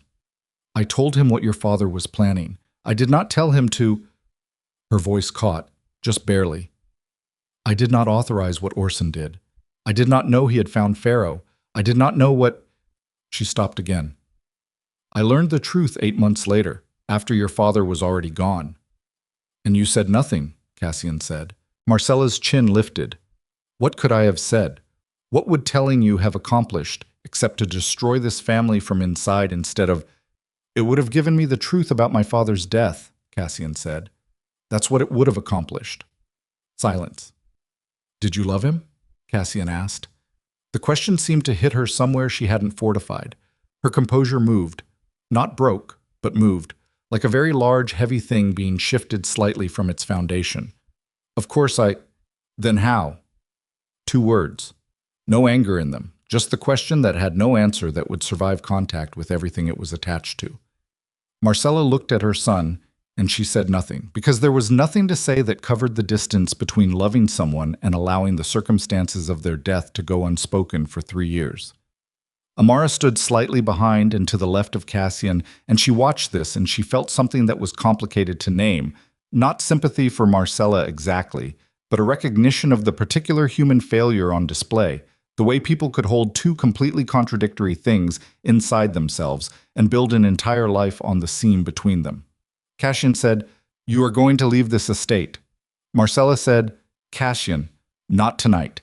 You'll have time to arrange things, but you are not going to continue living here, and you are not going to continue holding any authority in any matter that concerns this family or this organization. He looked at her steadily. I will make sure you're taken care of. I'm not putting you in the street, but I am done. I am completely done with operating in a house where I do not know what conversations have been had behind closed doors. Marcella looked at him for a moment. Then she looked at Amara. Amara looked back. Something passed between them. Not warmth, not reconciliation, nothing that simple, but a recognition. Marcella looked at her with the expression of someone who has been fighting in a particular direction for a long time and has just been confronted with the evidence that the fight was conducted on false premises. Not concession, just the particular exhaustion of understanding that what you were protecting was not what you thought you were protecting. She looked back at Cassian. All right, she said. And then she walked down the corridor without looking at anyone else, and the sound of her footsteps faded, and the corridor breathed. The next 3 hours were mechanics. Cassian's attorneys arrived inside of 40 minutes, 2 of them, brought in from wherever they'd been at 11 o'clock on a Thursday, carrying the particular focused alertness of people who had been on call for exactly this kind of situation for years. They set up in the study and began working through the documentation with the encrypted reader and the drive, while Cassian sat across from them and answered questions, and Amara sat in the chair by the window, because no one had asked her to leave and she was past the point of leaving rooms she had standing in. Pharaoh was placed in a room with 2 security team members and left to consider his options, which were narrow and getting narrower. One of the attorneys went in twice with specific questions about financial routing and came out with answers she wrote down without expression and carried back to the study. This was also mechanics, Amara understood. The careful building of a documented record that would give Cassian leverage regardless of what Pharaoh decided to do in the hours and days after tonight. Delvain was given a phone and told to call no one and sit in the kitchen with a glass of water, which he did. He had the expression of a man who was very carefully not thinking about what came next. Orson and Lucan were separately placed in different rooms on the same floor. A deliberate choice, Amara thought, to prevent the collaboration of people who had been collaborating for 19 months and needed to be separated before their stories could be aligned any further. One of Cassian's security team stood outside each door. Not inside, outside. The distinction was a kind of dignity that Cassian was extending in a way that Amara thought said something about him, though she hadn't yet figured out exactly what. She sat in the study chair and watched the attorney's work and let herself come down, just slightly, from the specific vibrating alertness that had sustained her through the last 4 hours. Her hands were shaking. She noticed this with a kind of detached interest. They had not been shaking during any of it. Not when Marcella had pushed the envelope across the table. Not when the lights went out. Not when Pharaoh's man had reached for her. But now, in a quiet room with lawyers and lamplight, they were shaking. The body catching up to the events after the events had given the body permission. She pressed them flat against her thighs and breathed. Cassian was across the room. He had been in conversation with the attorneys for the past 20 minutes, going through the drive line by line, and she had been half listening and half in her own head, running back through the evening with the forensic habit of a mind that couldn't quite shut itself off. She was trying to find the thing she had missed, the thing she always looked for after any event, the data point that would have told her what was coming if she'd been looking at the right angle. She had gotten close, she thought. She had gotten close to the shape of it without seeing the full picture, which meant she had been good enough to uncover evidence of a betrayal without being good enough to understand the betrayal's actual depth. She wasn't sure how to feel about that. It was not the kind of thing she could categorize as success or failure.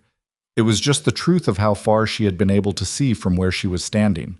At some point, one of the attorneys brought her coffee. She didn't remember asking for it. She was on her third sip when Cassian sat down in the chair across from her. The attorneys had moved to the other side of the room and were deep in documents and murmured consultation, which provided a version of privacy that the evening had not otherwise offered. Cassian looked at her. She looked at him.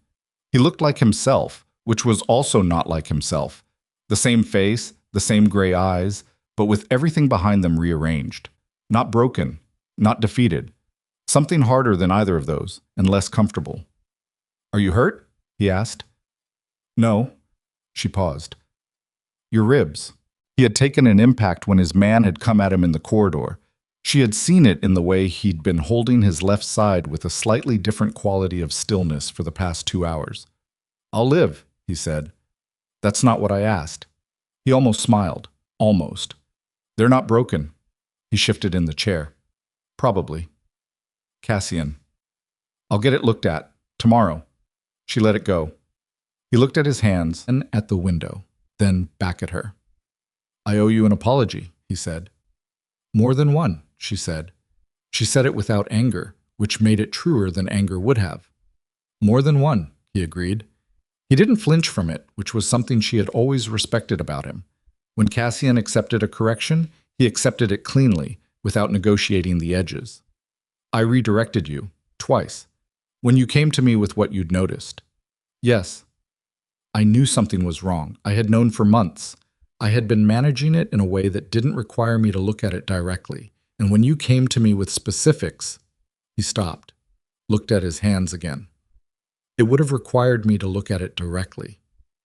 "Which would have required you to look at your family directly." "Yeah." "And you weren't ready to do that." "I wasn't ready to do that." He exhaled through his nose. "That's not an excuse." "No," she agreed. "It's not." He looked at her. "I need to ask you something." She waited. "The gym in Logan Square," he said.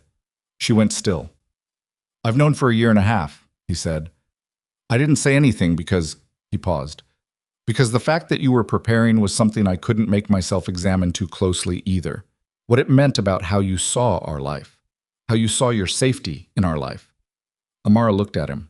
"And tonight," he said, "it meant you were standing next to me instead of on the floor." She breathed. "I didn't train so I could fight my way out of your family dinners." "I know. I trained because I was in a situation where the person who was supposed to protect me had entire rooms of his life I wasn't allowed in, and I needed to know that I could protect myself." He took that. He took it the way he took the other things, without negotiating the edges. "I'm going to spend a long time," he said, "being accountable for the gap between the husband I thought I was being and the husband I was actually being." "Yes," she said. "You are." They sat with that. Outside the window, the rain had slowed. Chicago at this hour was the particular quiet of a city that doesn't fully sleep, but goes through the motions of trying. Distant traffic, a siren somewhere north, the sound of wind working at the corners of the building. One of the attorneys looked up from across the room. "Mr. Veyre, we've completed the first pass. I think you need to see the financial summary before we go further." Cassian stood. He looked down at Amara. "Come," he said. Not a command. An invitation. She stood. They crossed the room together. The attorney, a woman in her 50s named Reyes, who had the kind of face that had processed a lot of difficult information over a long career and showed exactly none of it, set a printed page on the desk between them. The total redirected, Reyes said, across 14 months, confirmed figures. Amara looked at the number. She had estimated from the documents she'd found somewhere in the range of 4 to 800,000, a significant sum, but a manageable one, the kind of internal theft that could be recovered from without catastrophic structural damage. The number on the page was not in that range. Cassian looked at it. His face did not move. That's, Amara started. 11.3 million, Reyes said, across 9 separate entities. The Luxembourg structure was the visible layer. Below it, there are 4 more holding levels. The money did not stay in Luxembourg. Cassian sat down. Where did it go? He asked. Reyes looked at him. That's what we don't fully know yet. We have the routing for the first 3 levels. The bottom 2 are still encrypted on the drive. We're working on it. But based on the partial picture, she paused, it went into Pharaoh's network, not as payment for services, as investment. Investment, Cassian said. Orson and Lucan were not hired help, Reyes said. They were building a stake in Pharaoh's operation. They were using your organization's money to buy into a competing structure, one designed to absorb your holdings if the Veyre organization destabilized. The room was very quiet. Amara thought about the moment in the corridor when Orson had said, "We were protecting the organization." And she thought about how a person could believe something like that, could genuinely, structurally believe that buying into the thing designed to replace you was protection rather than replacement. And she thought about the specific kind of self-deception that required, and how long a person would have to practice it before it became indistinguishable from conviction. There's one more thing, Reyes said. She hesitated. Attorneys who had made careers in this world did not hesitate often. The source in your father's communication records, the one who provided access to the physician. Cassian looked at her. We've identified the law firm associated with the redacted name in the communication chain. One of our associates ran the registration sequence from the Luxembourg filing against a separate database. She set a second page on the desk. The source was not an associate of this organization. Not family. She paused again. It was a physician's assistant employed at the clinic your father attended. She was paid through a third party. The third party's paperwork traces back to an entity that was established. She pointed to a date on the page. Amara leaned in. Cassian looked at the date. The entity had been established 7 years ago, 2 years before his father got sick, which meant Pharaoh had not begun his approach to the Veyre organization opportunistically after the illness. He had been building toward it for years before.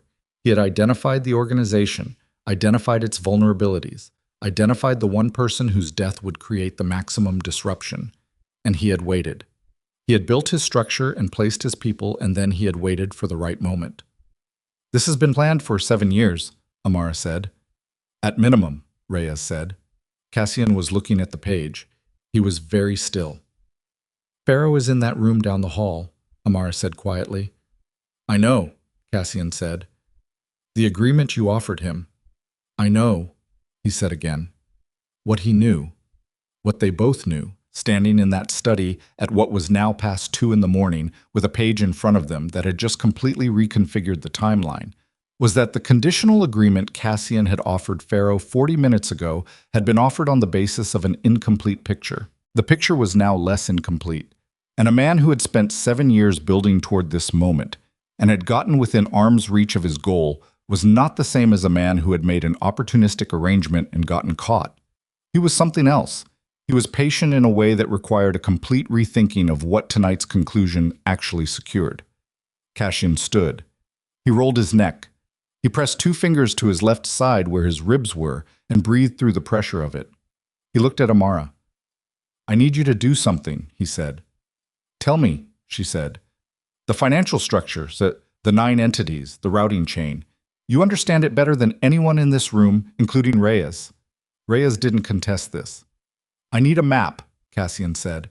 Not a legal document, not a presentation, a working map, in language I can act on, of where that money went and how to reach it before Pharaoh's people realize the drive has been fully accessed. How long do I have? She asked. He's going to figure out within the next hour that the conversation has changed, Cassian said. Maybe less. She reached across the desk and pulled the printed pages toward her. She looked at the routing chain. Her analyst's brain had already started moving before she consciously decided to let it, tracing the entity structure, identifying the holding patterns, flagging the anomalies that suggested which layers were functional and which were shells. "I need a laptop," she said. One appeared. She sat down. Behind her, she heard Cassian say something to Reyes in a low voice, and Reyes say something back, and the sound of the door, and then footsteps moving toward the other end of the estate with a purpose and a pace that told her the hour of careful mechanics was over and something faster was beginning. She worked. She worked the way she had always worked when the problem was hard enough to require it. Not frantically, but with a focus so complete that the rest of the room receded to the periphery of her perception. The financial structure was sophisticated, but it was not impenetrable. Pharaoh had not built it to be impenetrable. He had built it to be invisible, which was different. Invisible structures had patterns.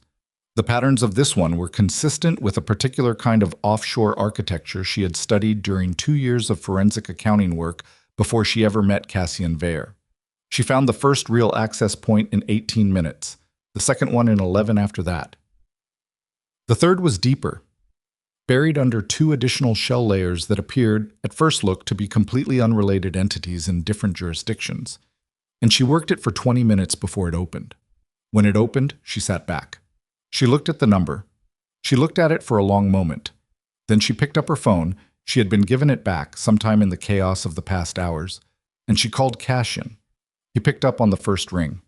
"The third level," she said. "The money didn't stop there." "Where?" "It was moved 18 days ago," she said. "All of it, consolidated from the lower 3 levels into a single account, one that Pharaoh has direct access to." A pause. "He was liquidating," Cassian said. His voice had a quality it hadn't had before. Not panic, something more controlled than panic, but moving in the same direction. "He wasn't planning to stay," Amara said. "Whatever he told you tonight about withdrawal and running starts, he was already pulling out. He's been pulling out for 3 weeks. She looked at the screen. The account the consolidated funds moved to, she found the registration sequence, ran it. The room went very quiet around her. "Amara," Cassian said. "What?" "The account," she said. "The destination account." She pressed her fingers to her mouth for a moment, moved them. "It's in your name, Cassian." Silence on the line. "It's a Veyre family," she said. "An old one, predating your father's illness by almost a decade. It's been dormant, but it's yours. And $11.3 million was moved into it 18 days ago from Pharaoh's consolidated position." She heard him breathing. "He set you up," she said. "Whatever happens tonight, if the records go to your federal contact, if this goes legal, the money trail doesn't end at Pharaoh. It ends at you. He made himself the victim of his own scheme." She looked at the page. "He's been planning his exit for 3 weeks. He came here tonight to confirm the drive existed. He needed to know what you had before he disappeared. And if you'd handed him the drive, or if something had gone wrong and he'd taken it, he'd have walked," Cassian said, "clean. And the 11 million would have sat in your account long enough to bury me," Cassian said. She heard the sound of movement on his end, fast. "He's going to run," Cassian said. "He came here, he confirmed the drive. He's had 20 minutes to decide the night went wrong, and now he's going to—" A sound from down the corridor. Not from the phone. From inside the estate. The particular sound of a door. Not a quiet closing, but an uncontrolled one. The sound of someone moving fast enough that the door's weight became someone else's problem. And then, from one of the security team in the hallway outside the study, a shout. Amara was on her feet before the shout finished. She was at the door before she had consciously processed the decision to move.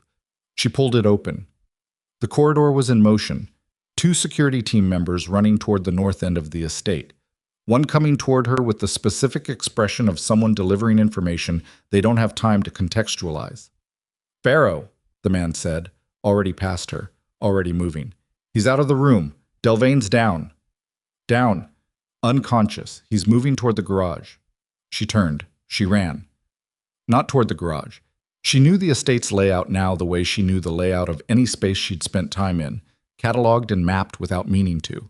She ran toward the east corridor intersection because the garage had 2 access points, And the one nobody would be covering was the secondary access through the East Wing utility passage, the one that connected through the linen storage, the one that she had walked twice in the past year and remembered because she remembered things.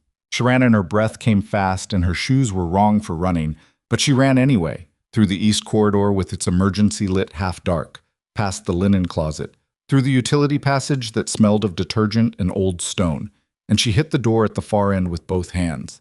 It opened into the garage's secondary entry. Edric Farrow was 10 feet from a car. He had keys in his hand. He had a phone in the other. He was moving fast with the efficiency of a man who had planned this exit in advance, who had looked at this garage the moment he arrived and filed it away the way he filed everything away, because men like Farrow did not enter any space without knowing how to leave it. He saw her. He stopped. They stood in the garage with 10 feet between them and the car behind him and the door behind her and the specific impossible quality of a confrontation that neither of them had prepared for exactly this configuration. Farrow looked at her. He looked at her the way he had looked at her in the corridor, with the attention of a man assessing a variable. And then he looked past her at the door, calculating whether she was alone and how quickly he could move and what the geometry of the next 30 seconds looked like. "You've been very inconvenient," he said. His voice was still mild. He had the mildness on even now, even here at the end of everything. "Since the beginning." "They should have accounted for you." "Yeah," Amara said. "They should have." She was breathing hard. Her hands were at her sides. She was 10 feet from a man who had arranged a death and then built 7 years of architecture around it. And she had nothing in her hands and no backup she could confirm was coming, and the distance between them was exactly close enough to be dangerous. Farrow took a step toward the car. She moved to the left to cut the angle. "Don't," he said. Something in his voice had changed. Not angry, not threatening in the obvious sense, but with a weight to it that said the mildness was running low, and what was underneath it was less pleasant. "Cassian has the money trail," she said. She was talking to buy time, and they both knew it, and she kept talking anyway. "The consolidated account. He knows about the setup. It doesn't work anymore." Farrow looked at her. "You're not going to be able to run far enough," she said. "I've run before," he said. "Farther than you're imagining." He took another step. She took one forward. They were 7 feet apart now. Farrow looked at her face, really looked, the way he hadn't in the corridor, and she had the strange and uncomfortable experience of being genuinely seen by a man like this, assessed not as an obstacle or a variable, but as a person, and finding in his expression something that was almost like acknowledgement.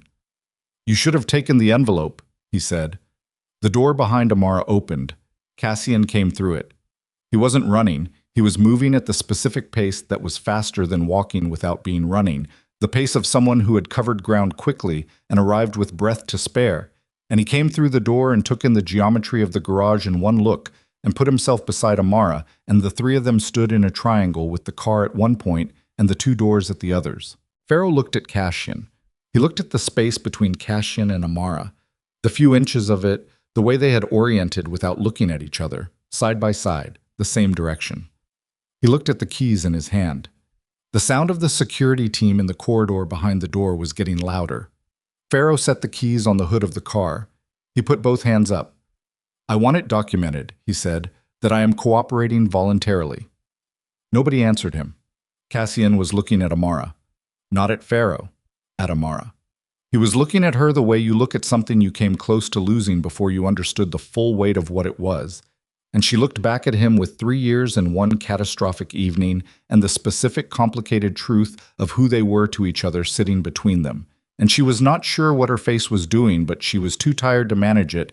Farrow set the keys on the hood of the car, and the sound they made, a small metallic click against painted steel, was the most complete sound of the entire night. Everything that had been moving and loud and dangerous for the past 4 hours condensed into that one small contact between metal and metal. And then the security team came through the door behind Cassian, and the garage filled with bodies and voices and the particular organized chaos of an ending. Amara stepped back. She put her back against the wall beside the secondary door, and she let herself have 3 full seconds of just standing there, not managing anything, not calculating anything, not performing any version of herself that was useful to anyone. 3 seconds of being a person in a garage at 2:30 in the morning with shaking hands and shoes that had not been designed for running, and a heart rate that was only now beginning to understand it was allowed to slow. She counted them. 1, 2, 3. Then she pushed off the wall and went back to work. Reyes was already in the garage by the time Amara found her footing. The attorney had moved fast, faster than Amara would have expected from someone who spent her professional life behind a desk, and she was already on her phone issuing instructions in the clipped, efficient language of someone for whom this hour and this situation were not unprecedented. Pharaoh was being held near the garage's main doors. His wrists were not restrained. Cassian had not given that instruction, which was another one of those distinctions that said something. But the two men on either side of him made the restraint redundant. He stood with his hands at his sides and the mild expression on, and he was watching Cassian the way he had been watching Cassian all evening, with the constant assessment of a man who had not stopped looking for an exit, even with the keys on the hood. Cassian was on the phone. He was standing 10 feet from Pharaoh, turned slightly away, speaking quietly into the phone, with the focused brevity of someone passing critical information to someone who needed it fast. Amara heard fragments, account number, routing, Luxembourg, and understood that the federal contact was being reached, not as a final threat, but as a delivery. The conditional arrangement was over. The full picture had changed it. 7 years of planning, a dead man, 11 million in a dormant account designed to frame the sun. That was past the territory of conditional arrangements. Cassian had made that calculation in the seconds between Amara's phone call and his arrival in the garage. She understood. He had run the numbers and found that what Pharaoh had built was not the kind of thing you half dismantle. You took it apart completely, or you left it intact and dangerous. He had chosen completely. She watched his back while he talked, the way his left hand pressed against his ribs without him seeming to notice he was doing it. The particular set of his shoulders that she had learned over 3 years meant he was operating past what was comfortable and had elected not to acknowledge it. She crossed the garage. She stopped beside him. He glanced at her without breaking the phone conversation. Just a glance, a fraction of a second. And she reached up and pressed her fingers lightly against his left side, over the ribs, to locate where the pain was actually coming from. He flinched, barely. Controlled it immediately. But she felt the flinch and she filed the location. When he ended the call, she said, "You need a doctor." "I need an hour," he said. "You need a doctor, and then an hour." He looked at her for a moment. Then he nodded once, which was concession. It took another 40 minutes to complete the immediate mechanics. Reyes coordinated with the federal contact by phone, while her associate managed the documentation in the study. The financial access Amara had mapped was passed directly to the appropriate parties. The account in Cassian's name was flagged, its origin documented, its structure explained in the full context of the routing chain so that the framing was visible for exactly what it was before anyone could present it as something else. Pharaoh was walked to a vehicle. He went without struggle. I went the way a man goes when he has assessed all available moves and determined that the one requiring the least immediate cost is cooperation. Not because he had changed, not because the evening had reformed him into something more honest, but because Pharaoh was above all things a calculator, and the calculation currently came out the same way every time he ran it. He paused at the vehicle door. He looked back at Amara. She was standing near the garage entrance, and he looked at her across the distance with that expression she had catalogued, the genuine assessment, the absence of the social mask. And he said, loudly enough to carry, "They underestimated you from the beginning. I want you to know I didn't." She looked back at him. "You still lost," she said. Something moved in his expression. Not quite a smile. The ancestor of one. "This round," he said. Then he got in the vehicle and the door closed and it moved down the long private drive and the gates closed behind it. And Edric Pharaoh was gone from the estate and from Cassian's immediate life, though not, she understood, from the consequences of what he had set in motion. Those would take months to fully unravel. Maybe years. But he was gone. The garage was quieter.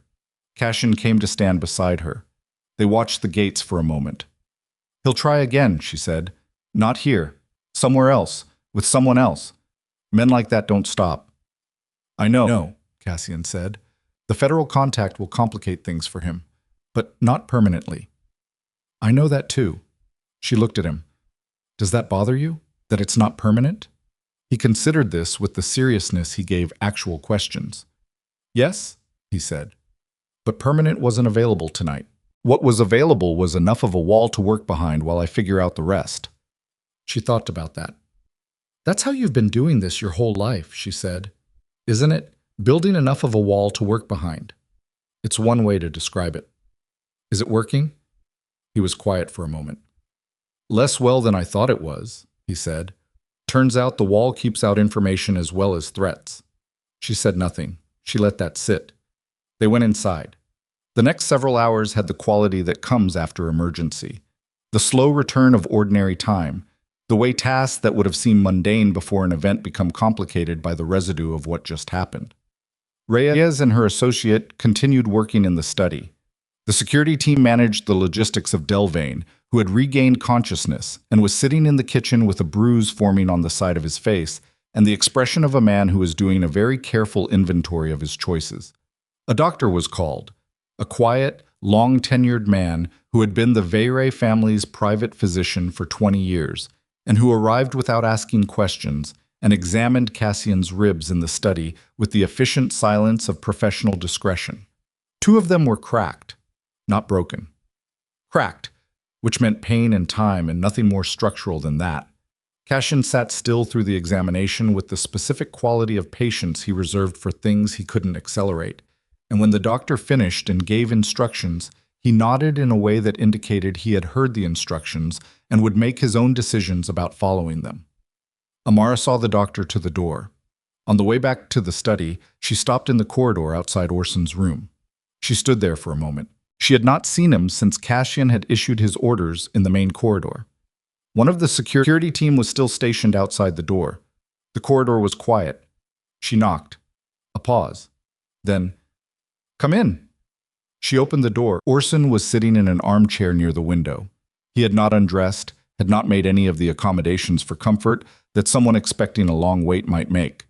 He was sitting the way he'd been sitting all evening, upright, contained, performing a dignity that had somewhat fewer props to support it now than it had had 4 hours ago.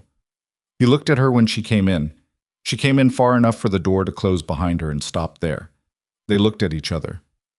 "You didn't have to come in here," he said. "I know." "Cassian sent you?" "No." He looked at her for another moment. Then he looked at the window.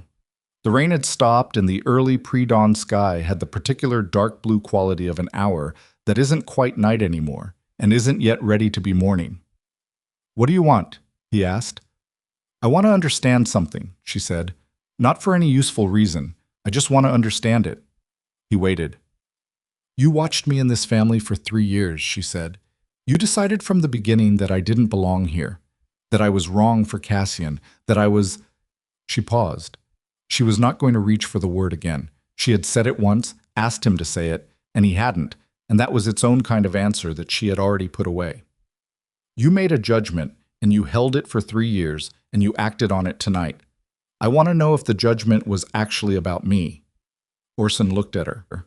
"Or if it was about something else," she said. "Something that would have been true of any person Cassian chose who wasn't already inside your structure. Any person who was his, specifically, rather than yours." A long silence. "You asked good questions," Orson said finally. His voice was flat. Not unkind, exactly. Just stripped of everything that wasn't honest. "From the beginning, you looked at things. You didn't perform ignorance the way a person does when they've decided to be comfortable. And we—" He stopped. "I recognized early on that you were going to find something eventually. Not because you were looking for anything specifically, because you were the kind of person who looked. So the problem was never what I was," she said. "It was what I might see." He didn't answer. "Orson." "Yes," he said. "Mostly." She breathed. She had expected that. She had mostly expected it, but expecting a thing and receiving confirmed confirmation of it were different experiences, and she let herself have a moment with the confirmation before she filed it. "Thank you," she said, "for being honest." He looked at her with something that was almost surprise. She left the room. She went back to the study. Cassian was on the couch with his phone on the cushion beside him, and his head tilted back and his eyes closed. He wasn't asleep. His breathing was too deliberate, but he was somewhere between wakefulness and whatever the body does when it has been under sustained stress for 5 hours and is beginning to demand its accounting. She sat in the chair across from him. She pulled her shoes off, set them beside the chair. The room was warm. The lawyers were still at the desk across the room, still working, but quietly enough that the room had something close to peace in it. She sat with her bare feet on the carpet and looked at the man across from her and thought about 3 years. Not the evening, 3 years. The accumulation of it. The small daily negotiations of being in a life that had never been designed for her, and that she had made her own anyway, imperfectly, at cost, without the assistance of anyone in his family, and without Cassian ever fully understanding what that cost had been. She thought about the gym in Logan Square. She had walked in on a Tuesday afternoon 18 months into their marriage, when the specific shape of her situation had become clear enough to her that she had understood, in a quiet and unceremonious way, that no one was going to simply protect her, that she was going to have to be able to protect herself. She had not been angry about this. She had not been dramatic about it. She had simply enrolled and started going twice a week and gotten competent at the specific practical skill of not being helpless. And she had never mentioned it because mentioning it would have required a conversation that Cassian was not ready to have. He had known for a year and a half and had also not been ready to have the conversation. That was the thing about the two of them, she thought. They were both very good at holding difficult things quietly. It was a compatibility of a kind. It was also a thing that needed to change. She looked at him. His eyes were still closed. "I know you're not asleep," she said. "I know you know," he said. "We have to talk about the gym." "I know. Not tonight, but soon." "Agreed." A silence that was not uncomfortable. "Cassian." He opened his eyes. "Your father's plan," she said. "The dissolution. The 5-year timeline." He looked at the ceiling. "Did you know?" she asked. "Before tonight, did any part of you know he was thinking about getting out?"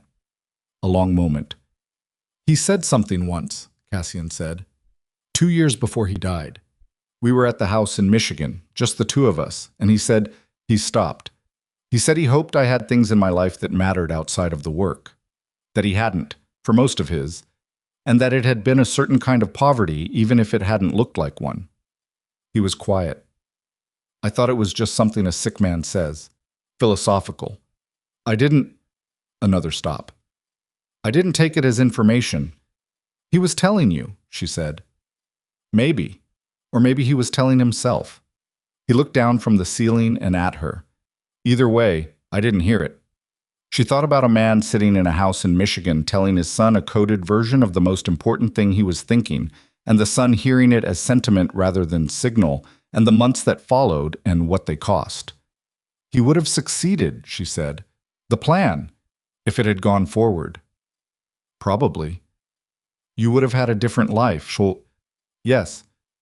Is that... She thought about how to ask it. Is that something you mourn? The version of your life that would have... I mourn my father, Cassian said, simply. The life is a separate question. I don't have the bandwidth right now to mourn a life I didn't live on top of everything else. She understood that. What happens now, she asked, with the organization? He looked at her for a moment. His plan, he said. I'm going to try to do what he was trying to do. She hadn't expected that. Or she had, somewhere in the back of her, but hearing it was different. That's not a small thing, she said. No. 5 years was his timeline. Probably longer for you, given what tonight uncovered. Probably longer, he agreed. And I'm not doing it because he wanted to. I'm doing it because, he looked for the words. Because tonight I found out how much had been done in the name of preserving what we have. And what we have is not worth that. It was never worth that. He pressed 2 fingers to his ribs again, without noticing, the same unconscious gesture. I want to build something that's worth the cost of it, and this isn't that. She looked at him. I'm not asking you to stay for that, he said. I know what tonight was, and I know what the last 3 years were. And I know that what I'm describing is still going to be complicated and difficult and not simple for a long time. He stopped. I'm not offering you a clean version of this. You never had a clean version, she said. No. Then stop offering it as if it's something you took from me, she said. I knew what I was marrying. I didn't know everything. I didn't know about tonight, but I wasn't naive. She paused. I just needed to be treated like someone who could be trusted with the truth of it. That's what I didn't have. He looked at her with the expression that she had no map for, the one that had appeared tonight for the first time, and she understood now what it was. It was the face of a man who was done managing the gap between what he wanted to show and what was actually there, because the gap had become too expensive to maintain. I can give you that, he said. You're going to have to prove it, she said, repeatedly, over time. I know. And there are going to be things I need from you that are going to be inconvenient, she said. A voice in decisions that concern my life in this house. Honesty about the shape of what we're actually dealing with. No more redirecting when I bring you something that's uncomfortable. Agreed, he said. And then, more quietly, all of it. She looked at him. She thought about the envelope on the table, the plane ticket, the $2 million made out in her name. She thought about the moment she had pushed it back and the particular quality of the silence that had followed. And she thought about what it had cost her to push it back. Not the money, she had never cared about the money, but the act itself, the refusal of an exit when everything in the room was arranged to make the exit look like the reasonable choice. She had refused it, not because she was brave. She had refused it because the choice between exile and silence was not a real choice, and she had known that instantly and absolutely, the way you know certain things with the whole body rather than just the reasoning mind. She was not leaving. She was not going to be silent.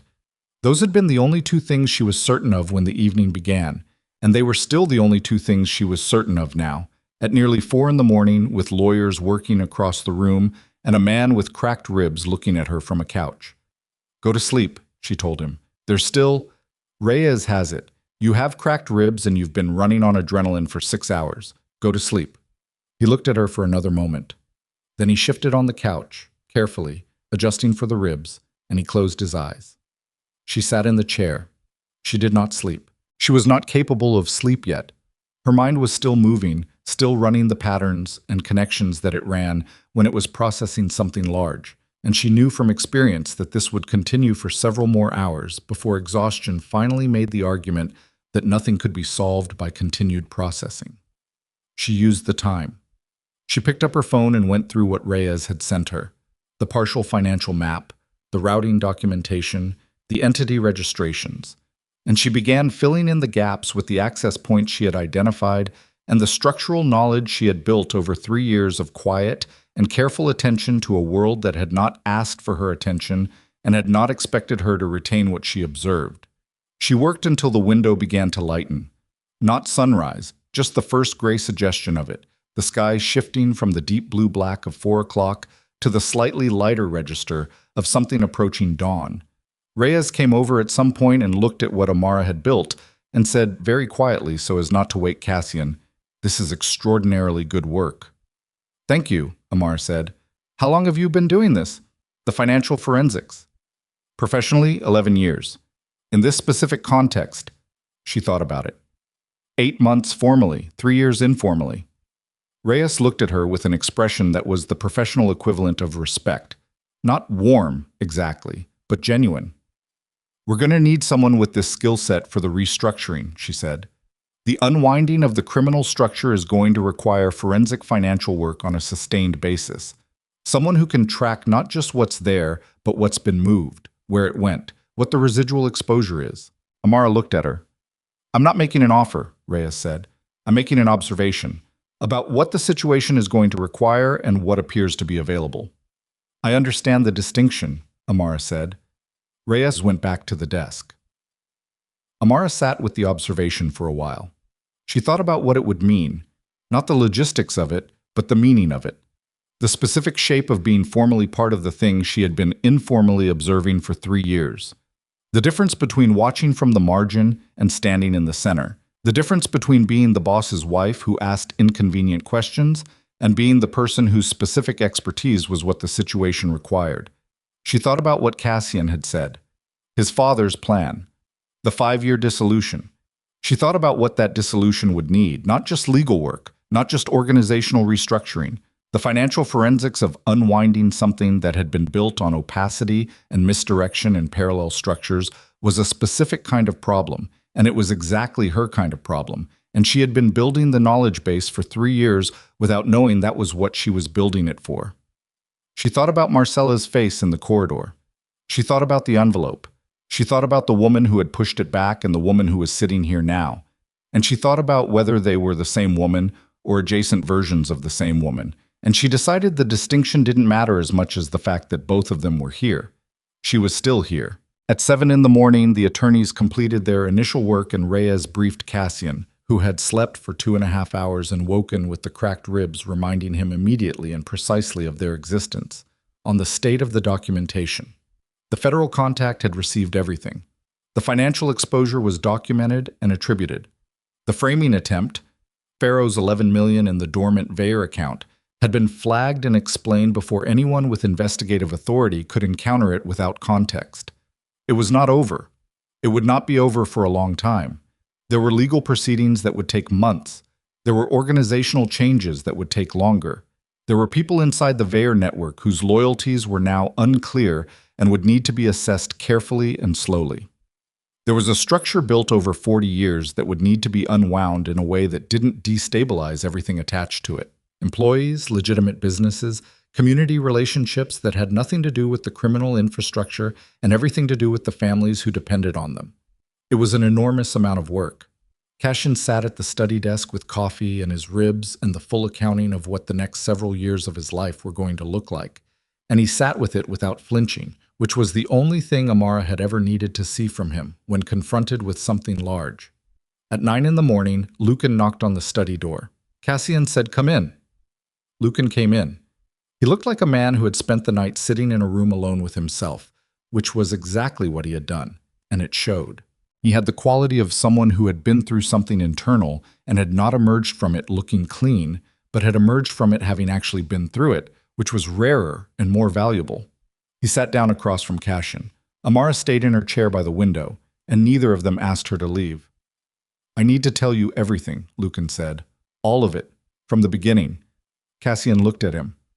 "I know you have the documents," Lucan said. "I know Reyes has been through the drive. But there are things that aren't on the drive. Context, decisions, conversations. Things my father said that I don't have documented anywhere because I didn't think I was ever going to need to account for them." "Why now?" Cassian said. "You've had several hours. You could have been building a different story." "I was," Lucan said. "For about an hour. And then I stopped." "Why?" Lucan looked at his hand, then at Cassian. "Because of what you said. Last night, in the corridor, before Pharaoh arrived, you said they weren't testing Amara. They were testing you." He paused. "That was true. And I've been failing the same test for 2 years, and I'm—" His voice went rough at the edge. He controlled it. "I'm tired. I'm really tired." Cassian looked at him for a long moment. "Then talk," he said. Lucan talked. It took 3 hours. Amara listened and Reyes's associate took notes, and Cassian asked precise questions at precise moments, and the story that came out was more complete than the drive had given them. The conversations Lucan had with Orson, the specific moment he had understood what had actually happened to Cassian's father and made the choice to continue rather than stop, the gradual accumulation of complicity that had made the previous night's events feel, from inside Lucan's perspective, both inevitable and something he had tried twice to find a way out of before concluding there was none. He had not looked for Amara's evidence before she revealed it. He had been hoping, Lucan admitted, that the evening would go differently, that Amara would take the envelope and leave, which would have removed the variable he had been most afraid of, which would have delayed the reckoning long enough for him to find a different exit. "She was the thing you couldn't manage," Cassian said. "Yes," Lucan said. "From the beginning." Cassian looked at Amara. She looked back at him. Something passed between them that did not need words. Lucan finished. He sat in the chair with the finish of it on him. Not lighter, exactly, but different. The difference of something set down rather than carried, which is not always the relief people expect it to be. "What happens to me?" he asked. "You cooperate fully with the federal investigation," Cassian said, "which you're already doing. You document everything you've told me in a form that Reyes can use. You make yourself available for whatever the legal process requires. And after that—" "I don't know yet," Cassian said. "I meant what I said last night. We'll figure it out." It was not forgiveness. It was not erasure. It was the particular human decision to not close a door before you understand what's on the other side of it, which was less satisfying and more honest than any of the alternatives. Lucan nodded. He left. At noon, Amara went upstairs. She went to their bedroom for the first time since the previous evening, and she stood in the doorway for a moment and looked at the room. The ordinary objects of a life. A bed that had been made by someone that morning without knowing what the previous night had held. A glass of water on the nightstand from 30 hours ago. The particular quality of afternoon light through curtains that she had chosen herself, 2 years into this marriage, when she had finally felt enough ownership of the space to make a choice about the curtains. She showered, she changed clothes. She stood at the window for a while and looked at the estate's grounds. The long drive where Pharaoh's vehicle had moved at midnight, the gates that were closed now and ordinary looking, the garden that no one had tended in the autumn cold and that had gone the beautiful specific brown of things left to their own timing. Cassian came in at some point while she was still at the window. She heard him, recognized the sound of him without turning, and he came to stand beside her and they looked at the garden together. "I want to tell you something," he said. "Tell me." "When I walked into that dining room last night," he said, "when I came through the door and I saw you sitting there, the envelope pushed back, the folder in front of you, 14 people in that room trying to make you smaller, I need you to know what I felt." She waited. "Not proud," he said. "That's not the right word. Something more than that and less comfortable. Something that I don't have a clean word for. Like seeing someone clearly for the first time when you thought you'd already been seeing them." She looked at him. "I had been seeing a version of you that I was comfortable with," he said. "That let me also be comfortable. And what I saw in that room was the actual version, and those two things were—" He stopped. "The gap between them is something I'm accountable for." She looked at him for a long moment. "I know," she said. "Is that enough?" he asked. Not helplessly. It wasn't a plea. It was a real question, offered to someone he understood could give a real answer. "It's a start," she said. He nodded. He accepted that with the same cleanness with which he accepted the other things. It was one of the things she had loved about him from early on, this quality. He did not argue with true things even when they were hard. "The restructuring," she said. "Reyes mentioned they'll need forensic financial work." He looked at her. "I know. It would take years." "Yes. And it would require me to be formally inside the process," she said, "not adjacent to it, not watching from the margin." "Yes," he said. "That's a significant change," she said. "From a marriage where my family tried to exile you," he said. "Yes, it is." She looked at the garden. She thought about what she wanted.